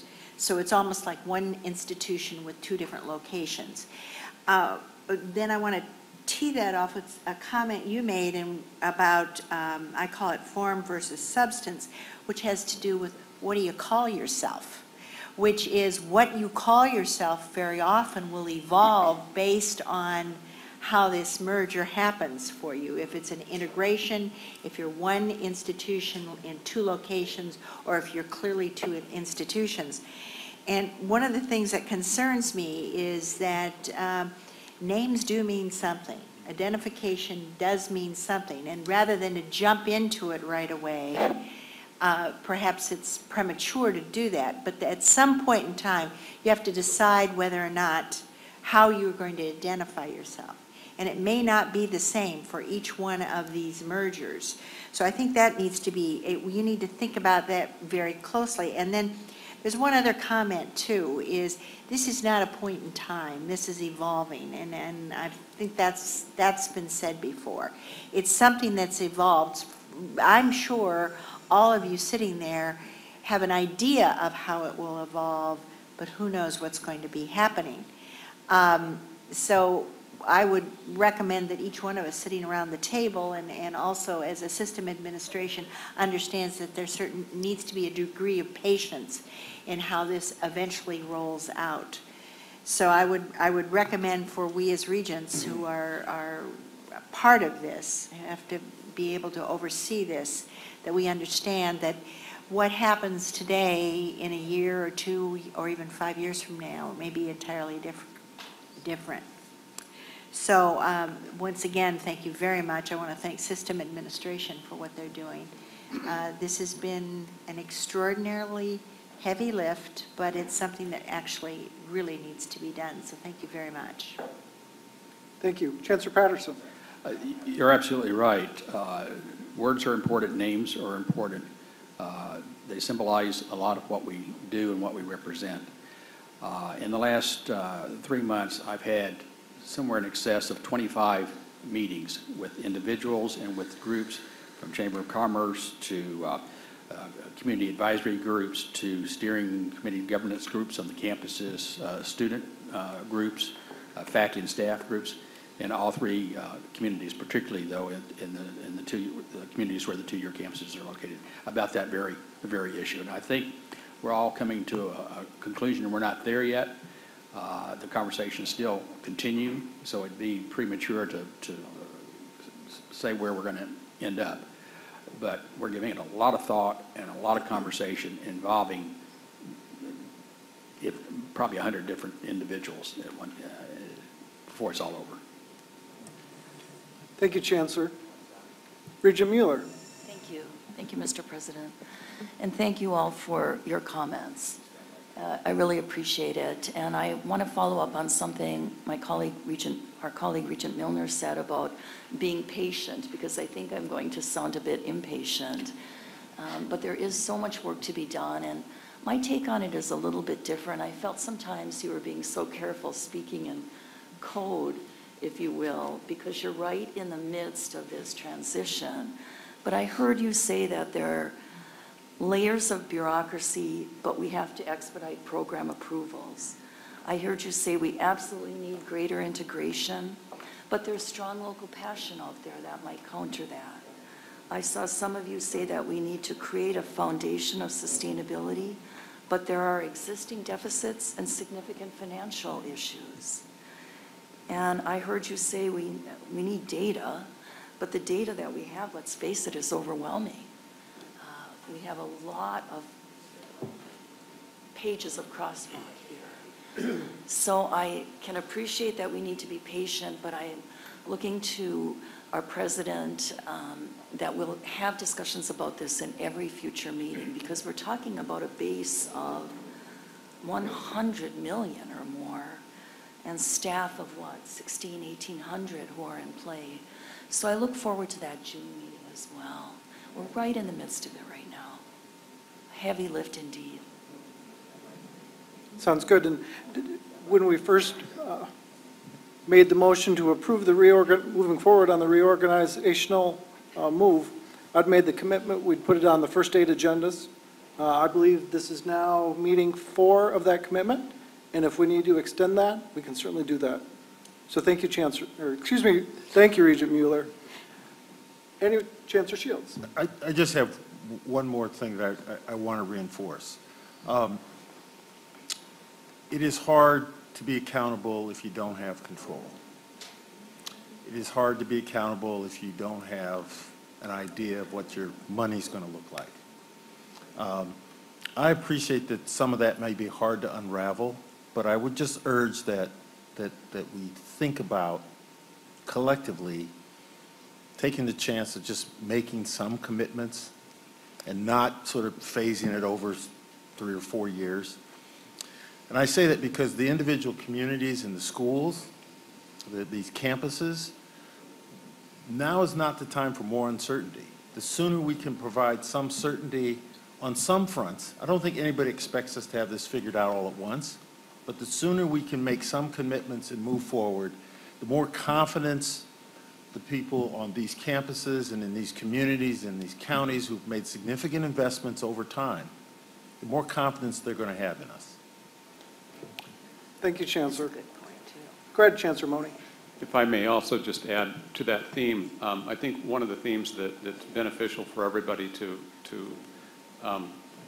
in a world of the contradictions, Regent Mueller, that you pointed out, to recognize, I've been involved with a lot of mergers and acquisitions. Regent Style knows well in terms of the Regal Beloit Corporation or many others in a lot of different roles in my corporate life beforehand. And in fairness to, I think, all of us, Regents, system, and chancellors and campuses, anytime you engage in this, you can have a book or a plan. There is no book on this. And so we've created something that we're trying to go down a path around trying to operate in a standard manner. But I think why those contradictions oftentimes are surfacing is that there are a lot of local variations, there's a lot of differences, and ultimately, I've talked to President Kraus about this, we may need to have, while we have a transition of a year or a 2-year, it may be, really to Chancellor Shields' point, it may be necessary to move some things in quicker. And I think that need for flexibility, and I'm seeing that, there's an absolute support, but there's things that we don't know until we go around those corners. But I've got every faith and confidence that we've just got great people. I have to tell you the heroics that are being done, the levels of effort at every level, how people are coming together, is you should be really proud of that and really be confident that we're going to give this the absolute best effort and really make this work. So, thank you, Chancellor. Chancellor Schmidt. So I appreciate the comments that our chancellors are making and the questions from the Board of Regents. I appreciate that level of engagement, concern, and ownership of this decision. I too am a bit impatient. I've been through 2 mergers, and I'm used to kind of a July 1 date and you work it out.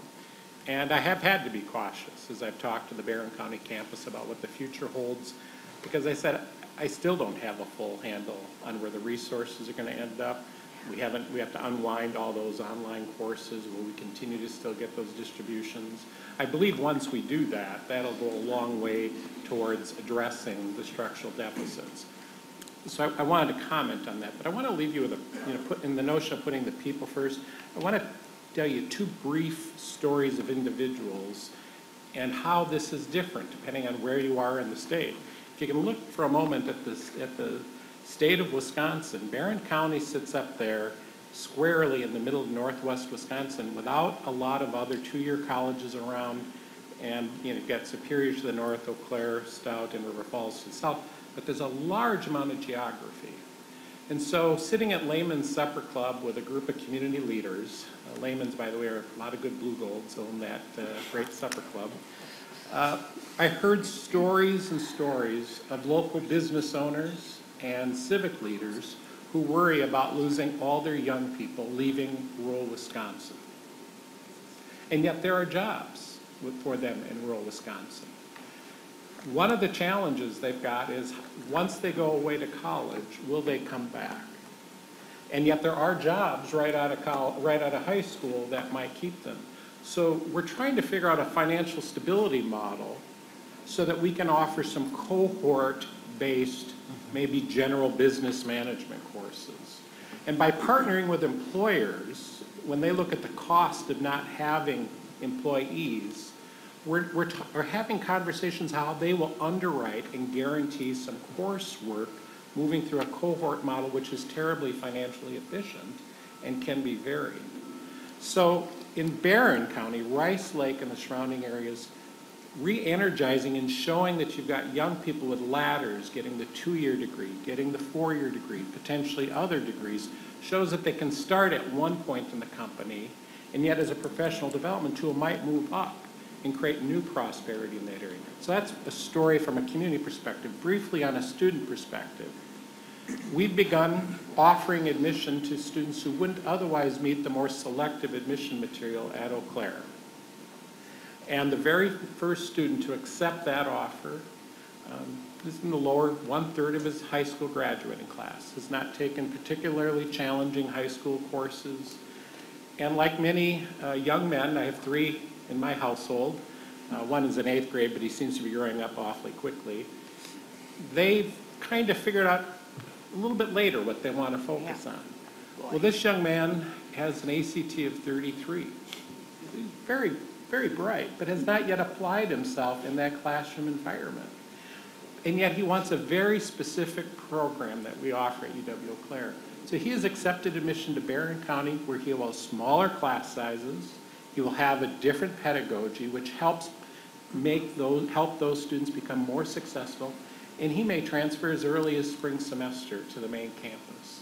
So this rearrangement offers interesting opportunities for both young students and non-traditional students and for those communities. And I strongly support this effort, and yet it will all look very differently, and that's a success, because that means we responded to our communities, regions, and the individual needs of our students. Thank you. Thank you, Chancellor. Board members, any other questions? Seeing none, I'll turn it over to President Kraus to wrap this discussion up. Thank you, Regent President Bailing, and thanks to each of you. Before you leave, I just have a few comments. I want to summarize some of these things. I hope you heard a little bit about a vision, not necessarily well-defined yet, but you got little tidbits of ideas about what could be or what will be, and some of the passion for making this work. I heard, and we've obviously been aware of these and thinking about these, and I heard several different things that concern us as well. This is not easy. This is an uphill battle, there's no question, but it's a hill worth climbing. So let me just try to tick off a few of these that I heard. One of these is access, and I think Regent Evers brought that up. But others have that concern, and I think all of us do. How do we make sure that we continue to provide the important access and quality of service to students, as some of you have described, that may not be ready to enter other institutions. And we're going to do our very best to guard that. And I think Jim just mentioned the pedagogy differences and how to leverage that. And I think that's really important. Second thing I heard was, you heard Dennis, and Regent Mueller used the language code, and Dennis doesn't often speak in code, but I think he was trying to be nice at that point. Out of character, though. What he's frustrated with, and I think the others are as well, and they may not say it, they're not as polite as, or they're more polite than Dennis, but nevertheless. What I think he was trying to say is that he would love to have, put this under me right now. Let me deal with this. Give this responsibility to us. Why do we have to wait till July 1st? But there are issues that almost preclude us from doing that. Well, they don't almost, they do. And that is HLC accreditation. That's still retained by the colleges. The financial aid work, Department of Education requires that we continue to do that through the colleges next year. But Dennis's operation, in his case, he has to have authority over that. And that's the process that we have to be patient with. Which brings me to my third point, and that's this, I think Mark used the word, this world of contradictions. The idea that, boy, we got to get this done. Oh, we got to be patient over here. Well, there are areas where and I've been through several mergers as well, there are areas where you have to be patient, and there are areas where you have to be urgent. And in terms of some of these processes, the urgency is, when do we follow this data? When do we have everything? If you've ever done corporate mergers, you understand the due diligence process that goes into understanding the financials. And this is much more complicated for pieces of it, as you see in that package you got. It's much more complicated because there's not only the interwoven part that Kathy and her team over the years have done, rightly so, to their credit, put things together. So some folks are not just working for this campus, they're working for that campus, they're also working in this region, and or they're working for colleges and extension. So there are pieces everywhere. Pulling that apart, that matrix apart, as she referenced, is not easy. I think we're all realizing that. We're trying to get through that one piece at a time. So that bureaucracy and frustration, I think, is expressed. And they're trying to be kind, and they didn't have to be, but Dennis was the closest to being normal, so appreciate it. A third part I think you heard is the financial challenges. The colleges do face financial challenges in some of these campuses, as Bernie expressed, more so than others. And our commitment is to help them and hold them harmless in this process for a minimum of 2 years. We think they need that kind of time to stabilize and figure out how to leverage this and integrate it effectively. One more part I heard was accountability, and I think that's really important, and it relates to the others, and I'll express it this way. Regent Evers mentioned the access. How do we, and not just access, it's more than that, the services these institutions provide. How will we measure whether or not this is successful? What are we looking at? What metrics will we use? As we get through this transactional process, as this tactical portion of it, as we work our way through, I think one of the things, we have 3 things we want to look at. One of them is transfers. Transfer is really important. That's why these institutions were established, one of the primary reasons. The second is, have we sustained and can we maintain financial stability? And thirdly, how engaged are we with these communities? And in doing so, have we stabilized enrollment? And those are things, those are metrics we want to watch. Will this be successful? And I want to conclude this with the system role in this. These bureaucratic encumbrances from the Department of Education, from HLC, and from the system. We're doing our best to try to not dictate what they do. Now, what do I mean by that? If you look at the naming convention issue, our goal here is to provide broad guardrails. There are only 3 requirements on the naming issue. Number 1, you must have approval and support from the counties or municipalities that created these entities.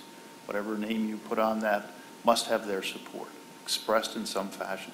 Secondly, it must include University of Wisconsin in some fashion and in some way. And thirdly, you must engage the communities. Those are the broad guardrails. And once you've done that and you have their support, you bring that to the board, and the board will approve that, assuming that it's reasonable and not something crazy, which is probably a subjective statement anyway. But having said that, I think our goal is to give you as much flexibility to do with Rock and Janesville and the Whitewater campus as you need to do, which is different than what Jim is doing, and empower you to do that without getting in your way. And understanding Dennis's frustration, and yours, even though you won't admit it, that some of this bureaucracy is frustrating. I got that. Just that's the part where you have to be patient with us. I'm excited about the vision, but I also want to take this opportunity not to just thank you.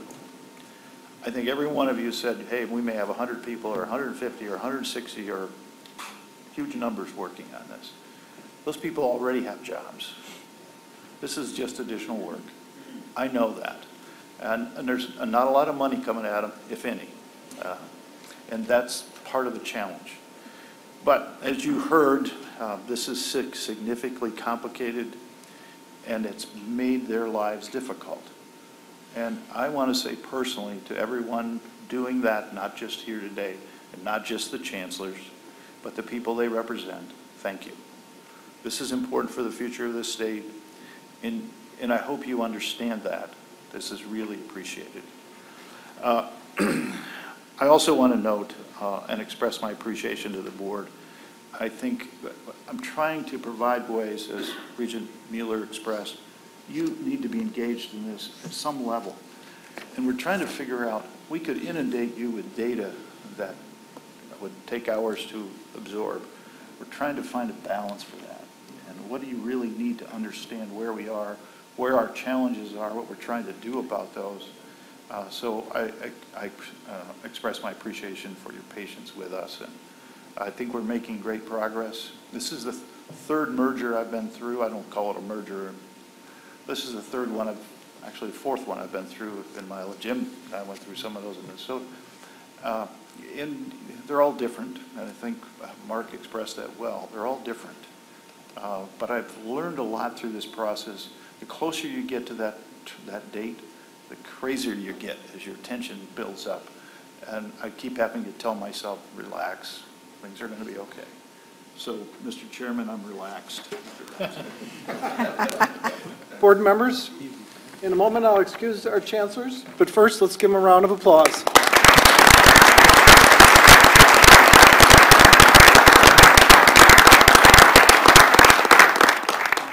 Thank you, chancellors. Next, we'll turn to item number 5 on the agenda, which is talent and workforce development. The UW system, which awards more than 36,000 degrees each year, is widely recognized as a leading talent pipeline for Wisconsin's workforce needs. As you know, continued economic strength and historically low unemployment levels are generating increased demand for highly skilled graduates. The university's role in meeting that demand is vital. Today's panel discussion is designed to provide us with current and forward-looking perspectives that will help inform our decisions and our strategies. President Kraus, please get us started. Thank you, Regent President Bailing. And during this conversation, you'll hear a familiar and recurring theme. If Wisconsin is going to be successful to meet our future economic and workforce needs, it's going to take partnerships and collaboration. For our part, that means higher education must expand its engagement with business, industry, and communities to better understand and their projected needs and how to adjust to help them meet those needs. As we just heard in the discussion on restructuring, we are already taking significant action in some ways. We're creating and expanding pathways for students in high-demand industries. We're collaborating with businesses and our higher education partners to address this demand. Against that backdrop, we are pleased to have 3 special guests who will share their thoughts and expertise today. And I thank them, each of you, for joining us. To moderate our panel, I will turn things over to a member of the UW System's Economic Development Team, Talent Initiatives Director Rebecca DeShane, who, as you will recall, was named to this position just recently. the second of our colleagues reporting both to the UW system and WEDC. So it's another example of our aligned interests. Rebecca, thank you. Thank you, President Kraus and Regent President Bailing. As we just heard, it's really important about collaborations, partnerships, and what we can do together to ensure that everyone in Wisconsin has opportunities for their future, especially as it relates to the workforce development. Today we are fortunate to be joined by 3 panelists. We will give brief remarks. Following that, there'll be time for questions from the Regents as well. First, we hear from Rebecca Kowalski, who is Vice President of Client Workforce Solutions for Manpower Group North America.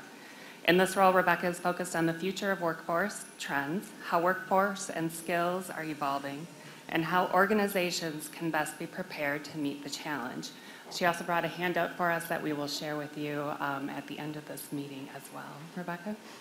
Hello, everyone. Yes, my 10 pounds of handouts are at the back of the room. My back just kind of gave out on the way.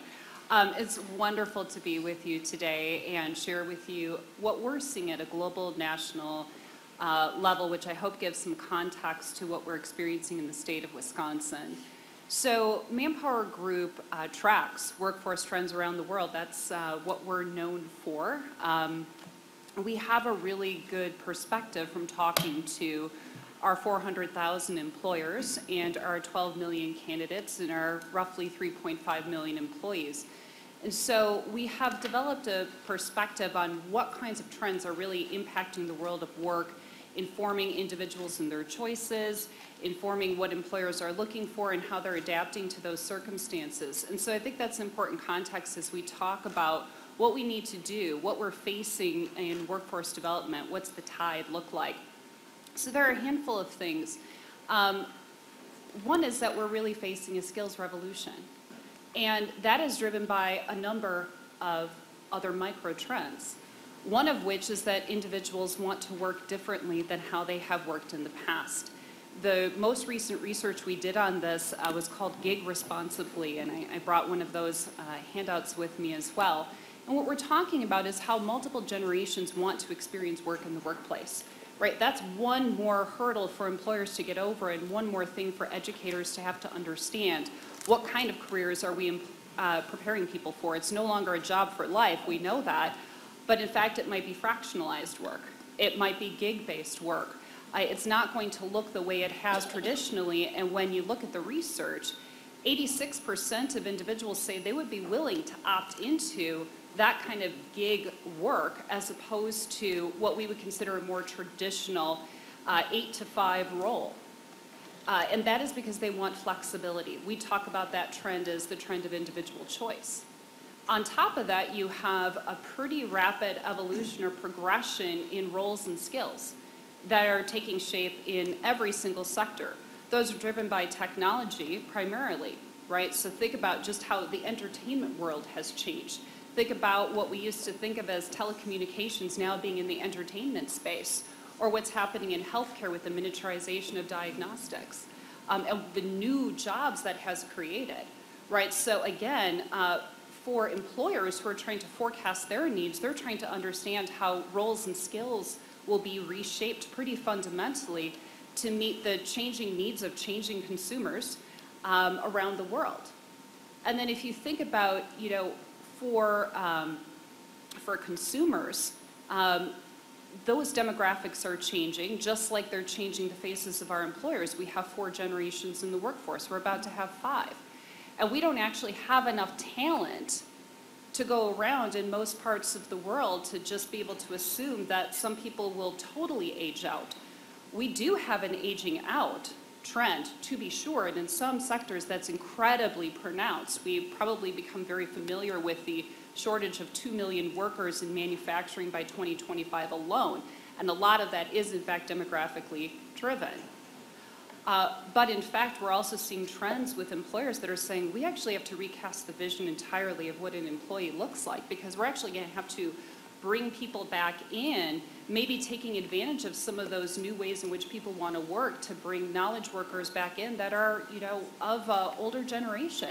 So how do we re-onboard boomers is becoming a conversation that we're having more and more. which is really quite fascinating. At the same time, skills rapidly changing. We just did some work in the manufacturing sector in this last year, which, even though we were driving the research, was still an attention getter. We identified 165 roles in manufacturing that are either going to experience some change or massive change, or were just net new roles that no one had heard of, say, a year ago. Honestly, when I started working on this research, I had certainly never heard of a role called digital twin architect. And I would wager to say that most people in the room, unless you're in a very specialized area, hadn't heard of it either. What on earth is that, right? Well, in a digital economy, actually, it's easier to create digital copies of, say, your line than have to refit a line over and over again and take it down. Now I can create a digital twin of that, run my digital twin of my product through it, and actually do my fault finding ahead of time. Who would have thought that those kinds of technologies would produce that kind of a role? And so when we talk about things like AI, and we talk about automation and the threat to jobs, it's actually more of a complete evolution in some roles, net new roles, and in some places it's what we already know, but taking on a new shape. And I think that's really important for us to understand as we talk about how education aligns with that. How do we understand the changing shape of demand and what's really going to be required of graduates today, tomorrow? And by the way, adults that are already in the workplace right now, they're going to have to recast themselves potentially in a new mold over time. So I look forward to digging into some of that with you today. Thank you, Rebecca. Next we hear from Ray Allen, who's served as Secretary of Wisconsin Department of Workforce Development since 2016, and he'll talk a little bit about the efforts being led by the state of Wisconsin and touch on things being worked on at the Council of Workforce Investment. Thank you, President Kraus and Chair Bailing and the Regents for having us here today. I thought I would start just kind of give you an overview of what we're doing from a state level, from the governor's emphasis and certainly our activity investment in what I would call talent development, because it's even greater than just workforce development. We're in unprecedented times. We've got an unemployment rate that's 2.9%. It's the lowest it's ever been in the state of Wisconsin. And we're also in a period of time when we have a declining population rate. And traditionally, we've had low unemployment rates, never as low as we had before, but we had increasing population. So that just really exasperates the challenge to build a workforce. So we at the department, and certainly from the emphasis on the state, have taken a couple of strategies, and I want to share just briefly some of those with you. When we look at four-year institutions who have become and are a very good partner in our workforce space, along with our economic development entities throughout the state and our workforce boards and certainly the tech colleges and others, but the four-year colleges have been very helpful in our development and planning as we go forward. And one of the things that we're looking at and have been working with them is the development of a portal to collect and make available to businesses and to the public internships. The portal will be housed at our department. It's accessible by students. It's accessible by business leaders, but we believe this is important because we want to capture internships, not only that are available to those in four-year institutions, but also in the two-year institutions. But it's important for this reason. We have to put on a full court press to retain talent. And one of the things that we know is that if a student has an internship with a Wisconsin business, their likelihood of staying in the state of Wisconsin, increases substantially. And given that we have this declining birth rate, one of the best attractors to this state is our educational systems. The institutions you oversee are two-year institutions. They bring in tremendous talented young people into the state. And we want to do everything we can to retain those young people in this state because there are unique job opportunities. There's going to increase, as you know, the economy is expanding, and certainly with the advent of companies like Foxconn coming here, those opportunities will continue to increase. We're also, from a state level, investing in the Department of Economic, the WEDC, to do a very proactive outreach to our surrounding states, and I think the first focus of this will be around the Chicago region. You probably heard a little bit about that, to advertise and promote Wisconsin and Wisconsin opportunities. And one of the things we've done in this state, we're pretty low-key. We don't talk a lot about ourselves. We don't roll our flag up the pole. But I think we've got some unique opportunities in this state. The state is really uniquely positioned. It is special. But it's only special if we let people know it. So I think that effort on the outreach budget that they have been awarded by the legislature will begin a process to allow us to talk about this state and its opportunities. Another feature of this is certainly to work with our K12 partners. We want to build on the efforts of the academic and career planning.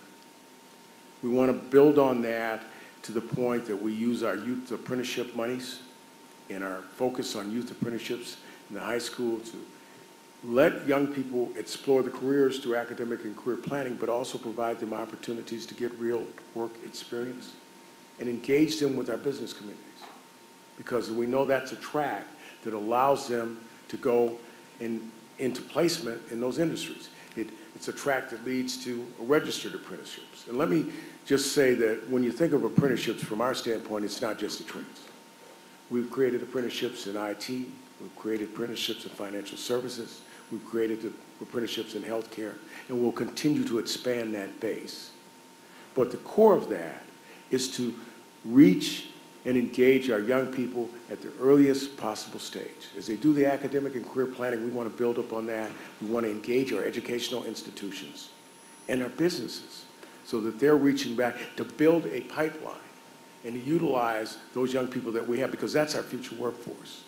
And the sooner we can get to them, the earlier we can get them on focus to training, because it's equally as important that they explore the careers. It's equally as important to know what they want to do as is important to know what they don't want to do, so that they don't spend dollars and efforts in areas that they ultimately find out they may not have an interest.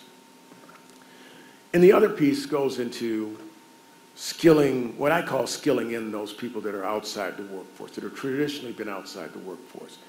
We've got a labor participation rate in the state that's above 68%. It's getting close to 69%.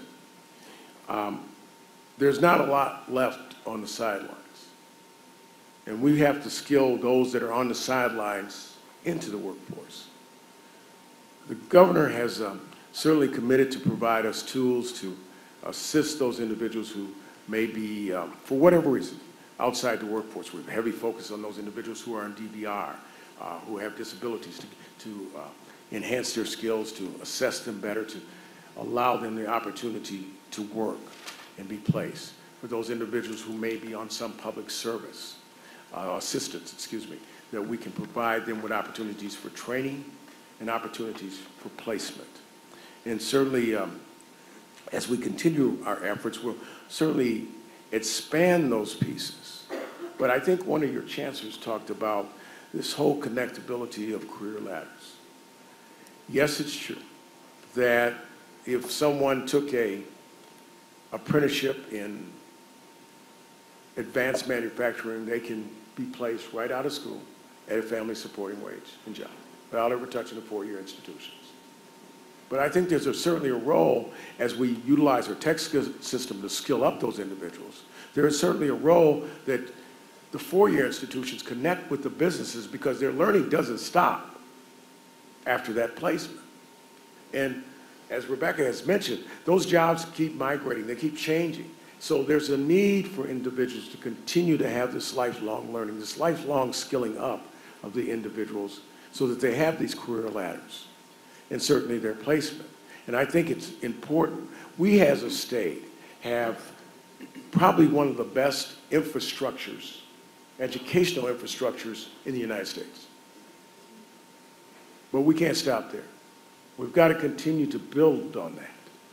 So I think it's very important that we have the interconnectability between all our educational institutions, from 4-year to 2-year to the K-12, that they are almost seamless. And I would certainly encourage, as you do your deliberations, to continue to work and migrate yourselves down to connect to not only the industry, but to connect with those K-12 systems so that those young people see the pathways, so that wherever they land, that landing is not the end. That's just the beginning of the step of their career and their future and their opportunity in this state. Additionally, we recognize that part of our focus has to be on trying to remove barriers. I talked a little bit about our focus from the administration to those individuals who may have challenges. But we also recognize that we at the department not only have to invest in individuals, we have to invest in some other things. And one of those things that we'll be investing in is transportation. That we are looking at a very robust and aggressive transportation plan to serve the full state of individuals, not only to take them to jobs, but to take them to educational and training opportunities, because we deem that to be important. The people, if we're asking them to get in the workforce, they also need to have an ability to get trained. They also need to have the ability to get to places of work. I commend again your efforts and your support. My interaction with President Kraus and his staff has been extraordinary. We take good guidance from them. Certainly we have some other partners at the CWI that are extraordinarily good business people who provide us guidance and certainly lay out the needs of our business community, because this is a collective effort. And if there's one thing that certainly I can say that is most needed, is the partnerships that we have and the expansion of those partnerships, from education to business to government. But we remain committed in the administration. The governor certainly often says that economic development certainly is workforce development now. And within the next budget, we are laying out some thoughts that certainly will allow us to take part of that training dollars that will be allocated to the department to invest in the 4-year institutions, to invest in the university system. Certainly, you remain and continue to be, again, a wonderful partner, and I thank you for your support and the efforts that you do to build this great state of Wisconsin. Thank you, Mr. Secretary. And finally, we will hear some comments from Jerry Murphy, who's the Executive Director of the New North, who'll provide some insights on the regional and local efforts happening in Northeast Wisconsin. Thank you, Rebecca. And thank you to the Board of Trustees. Appreciate the opportunity to join this esteemed panel. Good afternoon. That time of day where you should say that loud. In the early planning for this panel, my perspective on the panel was described as representing the triple helix. I had to crack open our browser for a minute to go out and refresh my memory about what that triple helix was.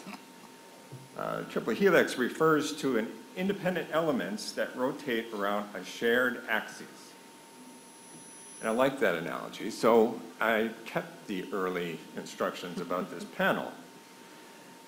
It suggests that there's a really nice pragmatic relationship or partnership among the parts, as well as an independent driver that separate them as distinct each to themselves. It's a really unique perspective. So you've got an axis and you've got people rotating around in a reference to the same axis. So think of that axis as, well, think of the three players rotating around that axis as being the employer, the educator, and an agency, sometimes the government. The common axis that they're all oriented to could be the community. It could be the economy.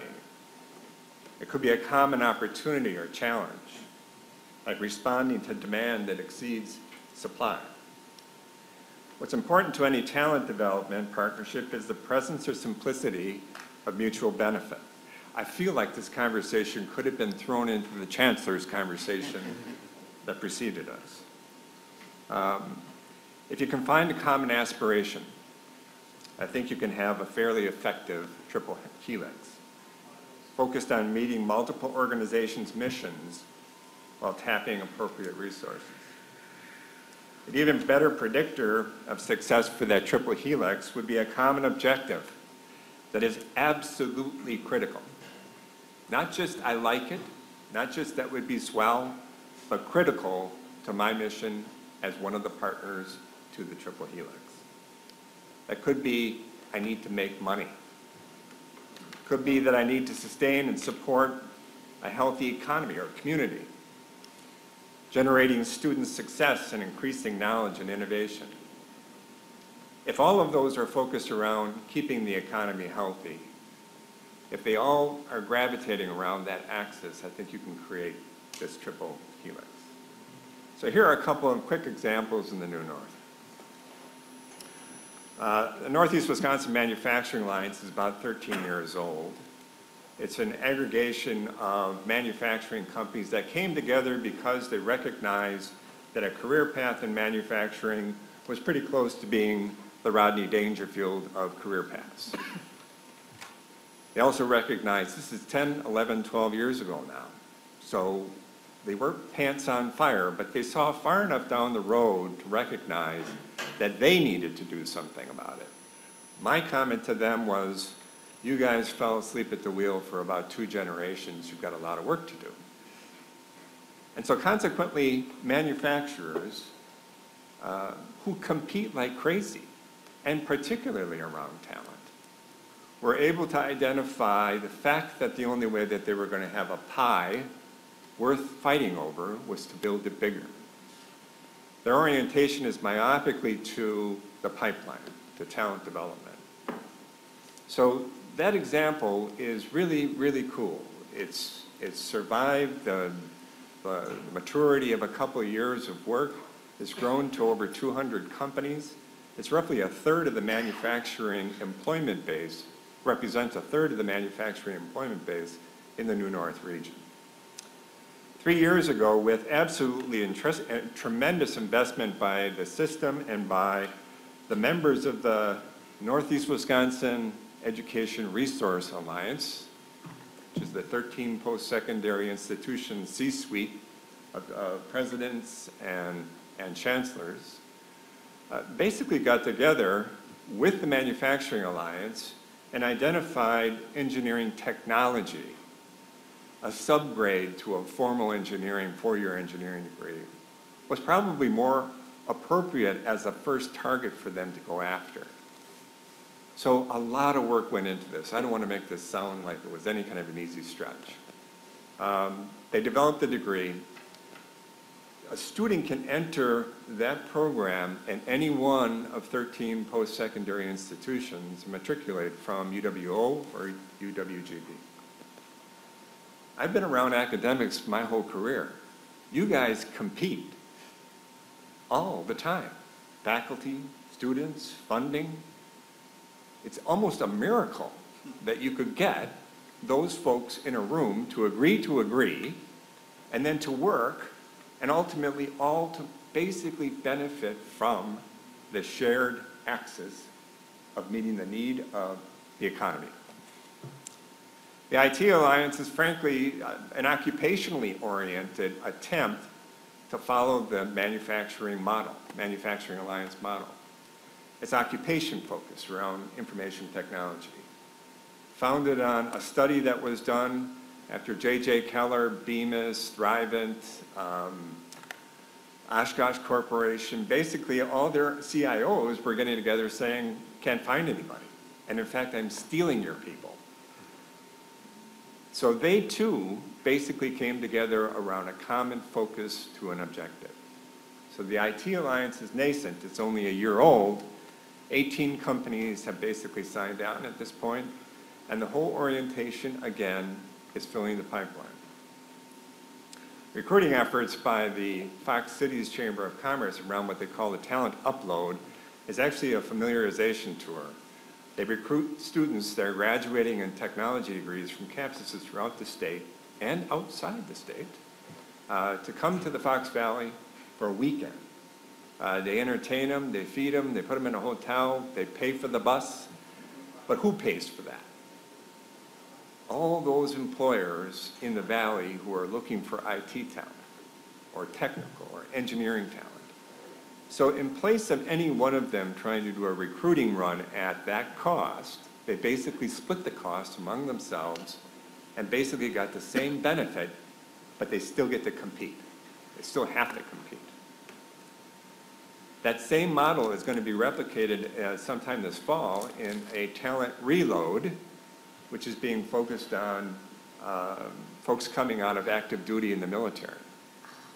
So the intent is to bring these folks to the Valley, basically hosted by the Chamber of Commerce and a whole host of companies that are looking to recruit out of the military. The military moves around a bit, so they're not anchored in a mortgage probably, so they're actually a good candidate for recruiting. These are all very strategic. They're all very much focused around this common idea, and they're doing it collaboratively, knowing full well that at the backside of this, they're going to compete like dogs again after those same folks.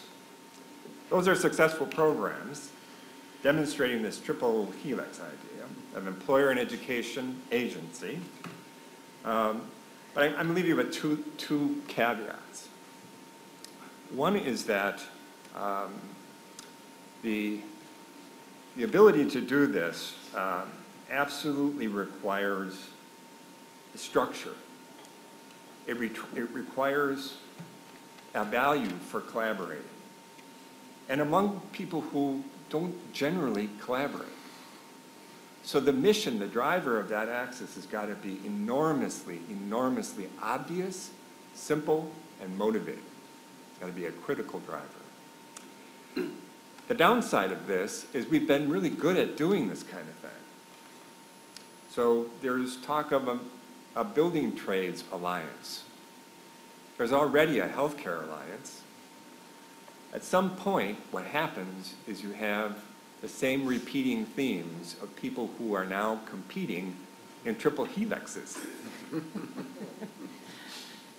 So what really needs to happen is the next evolution of the step, and this is the caveat, and I don't know if it's possible, is to have a super helix. One that basically drives a strategy for a region around the way that you meet in the middle, even if you're part of a helix going around a helix. Those are my comments. Thank you, Jerry, for that insight and all of you for your comments today. What you've mentioned reflects many of the themes that I've heard while I've been traveling across the state in my new role as Talent Initiatives Director. But the two key focus ones have been just the diminishing demographics that we have in the state and the challenges that a shrinking population brings to our efforts to make sure we have the talent that we need for our economy to be successful. And secondly, and Jerry, you teed it up well, is aligning efforts around collaboration. Many people have great ideas. They have some of the same ideas, and they're working separately and in silos. And how do we help them work collectively together? How can we point to opportunities like that? And then you brought up a new challenge that goes along with that success as well. So those are generally the themes that we are hearing. And with that, I guess my first question goes to the demographic issues. And Secretary Allen mentioned this. The governor is poised to sign into law $6.8 million that would expand the Think, Make, Happen campaign that is being led by WEDC. And now we'll expand our partnerships with tourism, DWD, and DVA, which is going to include this outreach as well to Wisconsin-based alumni, and then to transitioning military members and their families. And we're excited about this opportunity because really, and as the Secretary said, it allows us to actually tell our story. It allows us to share about the number of opportunities, both professional and personal, that abound in Wisconsin to be successful, to have all the things that you want to be able to do, and to have those opportunities at a lower cost than you might find elsewhere. Given the global and national trends, though, in the labor market activities, do you have other recommendations what we as an Institute of Higher Education can do to extend our partnerships as it relates to talent attraction? Outreach to alumni is one piece of the puzzle, but there's recruiting efforts, there's retention efforts. Internships have come up a few times today. Just open it up for general comments from each of the panelists. Rebecca? I think it's really important to know what you need to recruit for. So there's foundational recruiting, which is about making a state or a geography or a particular county attractive to work in. And you can put money towards that, and you should. It's like laying the foundation of a house. People have to want to come, live, and work here. But it's crucial to know what are going to be the most in-demand roles over time. The concern I have, just looking at how this is typically handled in a variety of places, Wisconsin is not an exception from my observation, is that we catch up, but we don't move forward. And so what is going to make any particular market attractive for employers, for top investment, and for top talent is that we've taken a position on what we'll compete on. We know what our sweet spot is. We know that these are crucial sectors. I think we've done a very good job of outlining that. But have we outlined and what will be required to drive those sectors forward? Not just to meet the current demand, but what does the next 2, 3, 4, 5 years look like? When I look around this table and I think about the tremendous brain power and research capabilities of our institutions, I think to myself, we do a lot of the innovation that drives incredible, or we do a lot of the research that drives incredible innovation around the world. But we don't always translate that into the practical application then of, well, who are the people that are going to make use of that research? How do we need to align our curriculum and our programs to meet those needs? I'll give you a practical example.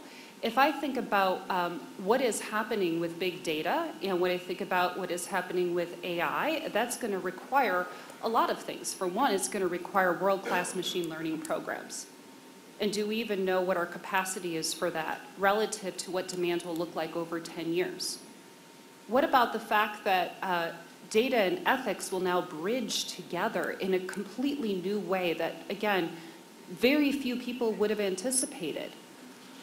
All of this data streaming in is going to bring up completely new and very complex questions inside of organizations and inside economies.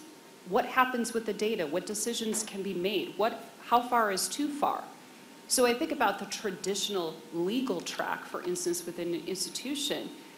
It may accommodate that in some special studies, but we haven't actually explored what does data ethics actually look like. And in fact, this was one of the roles that we identified in the research and manufacturing. And this was something where we had people like Lockheed, Siemens, GE, giants around the table saying, we don't have the answer. But we surely do know the people that are graduating from programs today aren't prepared to deal with the challenges that we're going to face. How are they going to be prepared? So it's knowing where we're going to compete, because we can't do all of it well. And then how do we back into and align our programs with what is on the future roadmap for talent? Because there is good research there that tells us this is what 5 years out looks like. This is what 10 years out looks like. Some of it produced by our own wonderful institutions within Wisconsin. But we haven't necessarily aligned our decisions around programs, what gets funded, what gets prioritized. And that extends into recruiting, because there's a specificity around recruiting. Recruiting and academic programs have one thing in common. They're ways in which we build the talent pipeline. And so again, we would be well prepared if we thought about the future and not just about plugging the current gap. That would be my feedback. Thank you. Jerry or Secretary Allen, do either of you? Maybe just a quick run. I agree 100% with that. The near term is the ants on fire piece that I think if we were extraordinarily great marketing people and that the state of Wisconsin was an incredibly attractive brand, that just about 1 million people here all the time, that we would still be short. So to me, it's not just the skating forward to the place of the puck, but anticipating what the next talent requirement is going to be, but also I think you have to start realizing that we need to have a parallel path to development, retention, recruitment. The fourth one is automation. And we have to be really, really good at that. The nightmare in my neighborhood is we hit that point where there are no souls. Ray mentioned this earlier, where there just simply aren't any souls. Manufacturers, businesses in general, are going to react to that. They'll go to the place where the people are. It's really, really simple economics. The demand function will get so big that you have to respond to that or else. So I was with President Kraus at lunch, and I said, we're seeing signs of this, of large companies, big label companies in northeastern Wisconsin, who are beginning to outplace their folks to Chicago. And it's not long thereafter where the other assets start to follow the people. So I'm a big believer in the resource base, that center axis that has to be included in this conversation is becoming enormously good at innovation and enormously good at practical application of innovation within a manufacturing environment. Thank you, Jerry. Secretary Allen, do you have any? Well, I certainly would agree with what has been said, but let me try to focus in a little bit. I think our challenge from a state level and certainly throughout the state begins with retaining the talent we got. That certainly I mentioned the internship program, but I'm going to focus back down that in those rural communities or smaller communities throughout this state, the partnerships we build educationally, we build business-wise with those young people. I go back to those youth apprenticeship programs that we're investing in, and apprenticeship programs to provide pathways to match the worker skills with the job needs in those areas to retain those young people. Now, that doesn't solve it all, as they pointed out. We've got to have in-migration, but we've also got to lay a foundation that we're growing our own and able to place them in jobs in their local communities and with opportunities in their local communities so we can sustain those businesses in those communities. Now, obviously, if you have the job and not the talent, then the job goes away. And if you have the talent and not the job, then the talent goes away. So I think we have to think very strategically of how we do this, how we invest collectively to maintain at least what we have. Now, certainly, when we look at recruitment, I think Rebecca's right. So when we look at it, let me look at it, because Jerry mentioned the veterans. Let's look at this strategically. We know veterans bring many of the skills that we want and need in certainly the jobs that we have, particularly in the manufacturing sector. Many of them are very well trained and skilled up. So our recruitment for vets from a state level will not only encompass visits to U.S. bases to reach those veterans prior to their release from the military. We're probably going to expand that to do overseas bases so that we're reaching those veterans who not only are coming out of the services. We're trying to work with the Department of Veterans Affairs, the federal department, to touch base with those veterans that have Wisconsin ties so we can bring them back home. Now, they have a skill set, but everybody's competing for veterans, so we can't just, narrow it to that. But I think in many of these issues, we need to use a rifle instead of a shotgun. Veterans, we're using a rifle. And we're going to put on a full court press to recruit and bring veterans to the state. And I bring this back to the system, that you have veterans within your system. that we want to retain, that we want to skill up, that we want to educate. Now, one of the things we have here is that if a veteran is a Wisconsin veteran, if they're listed here and went into the military, or if they come here and meet a certain residency requirement, tuition is free. Not only for them, but for their children and for their spouse. That's a marketing tool. Not only for us, it's a marketing tool for you. So it's things like that that certainly we want to think deeply about, focus on, to help build and close that talent gap, the challenge that we have. Thank you. And I know we're running tight on time. It's been a lot of robust discussions here today. President Kraus, is there time for a question if any of the regents have one, perhaps? Let's check and see. Board members, any questions? Regent Whitburn. We read about 500 people coming together, Rock County, was it yesterday? Yes. Were you there? No, I wasn't. This is around Foxcom, vendors, yes, their needs, and the capacity of locals and others to respond. What is your operating sense of our capacity to respond to 21st century plus needs of such an organization? If you mean our capacity as a educational system or just from a workforce system? The real world of today's workforce in the state, in the region. We've stepped up, put a lot of money on the table. Yep. They've made their conclusion. They could have come elsewhere. Right. We're now going to have to deliver for them so that don't regret the decision. Right. How's it going to go? Well, I think we've set a goal. Excuse me, if we have gaps, what's your instinct? Well, let's start with what we talking with Gil Baring, who's the general contractor for them, and let's talk about construction. We have set a 60% ratio for locals percentage participation. We think we're going to be able to cover a large segment of the construction piece from Wisconsin. Certainly, we're going to have to bring people in. There's no doubt about that.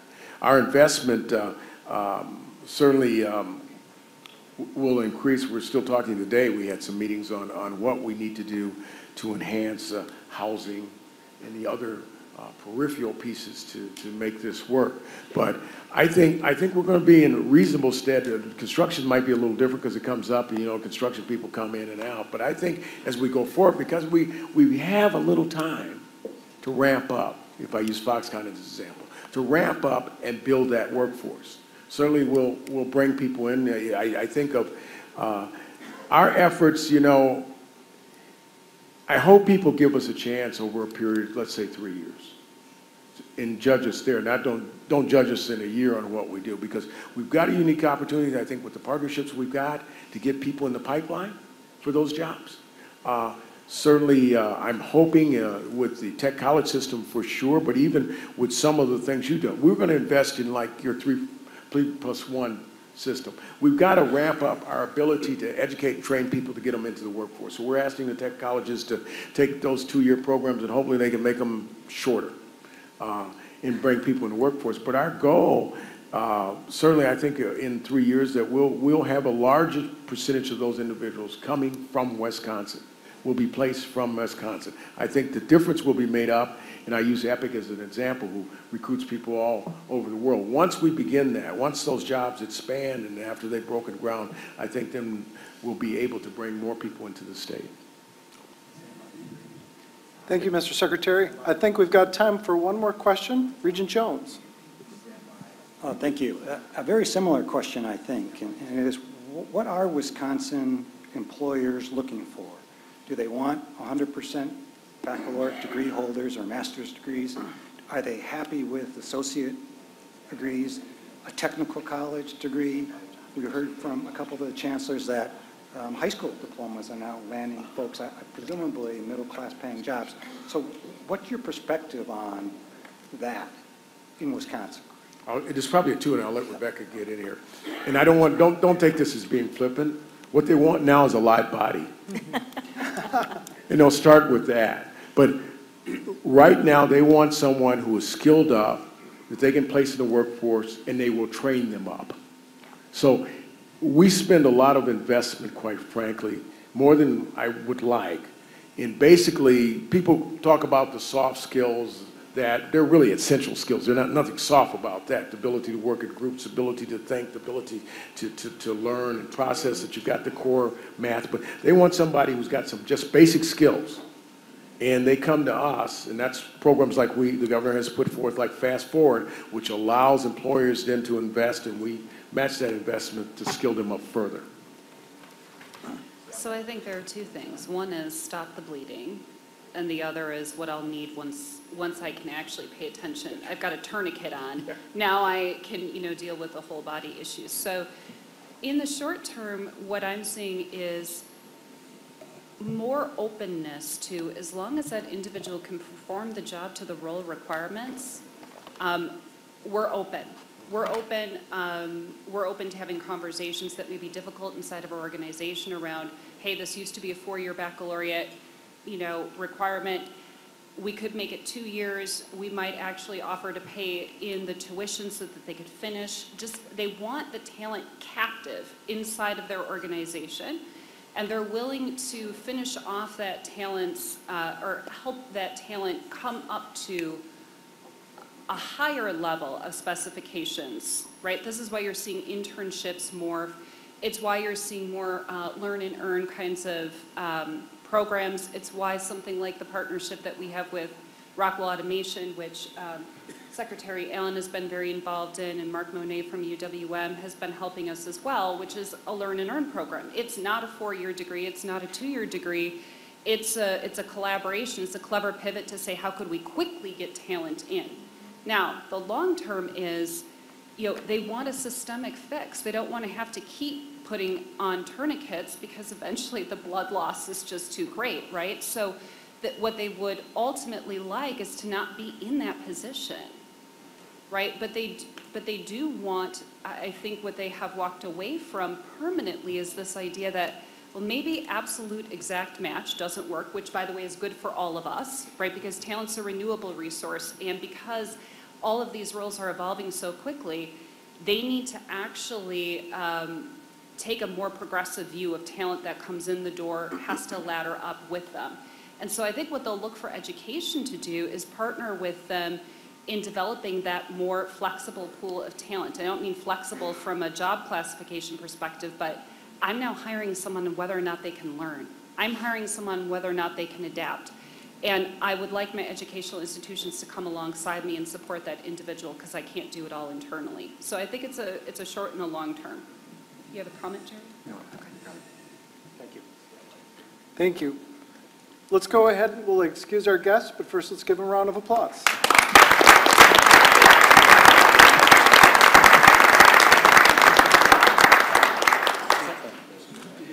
Next, I would ask all board members to stay in place while we complete the roll call vote to move into closed session. After we go into closed session, Regents will relocate to the Sonata room. Regent Vice President Peterson, will you please read the motion to move into closed session? I move that the Board of Regents move into closed session to A, consider a recommendation for the employment of Executive Secretary, Office of the Board of Regents, as permitted by Section 19851C Wisconsin statutes. B, to consider a student request for review of a UW-Madison discrimination decision, as permitted by Section 19.851A and F and G Wisconsin statutes. C, to consider UW-Oshkosh honorary degree nominations, as permitted by Section 19851F. D, consider personal histories or disciplinary data of specific persons relating to the UW-Oshkosh Foundation matter, which, if discussed in public, would be likely to have a substantial effect upon the reputation of such persons, as permitted by Section 19851F Wisconsin statutes. E, to confer with our legal counsel regarding pending litigation with Bank First National versus UW-Oshkosh Foundation, Board of Regents versus Sonnleitner and Wells, University of Wisconsin-Oshkosh Foundation Incorporated versus Board of Regents, UW-Oshkosh Foundation Chapter 11 bankruptcy filing, and potential litigation as permitted by Section 19851G of Wisconsin statutes. And finally, F, discuss ongoing personnel matters as permitted by Section 19851C. And F. May I have a second? Roll call vote, please, Madam Clerk. Regent Bailing. Yes. Regent Peterson. Yes. Regent Atwell. Regent Delgado. Regent Evers. Regent Greeby. Regent Hall. Regent Higgins. Regent Jones.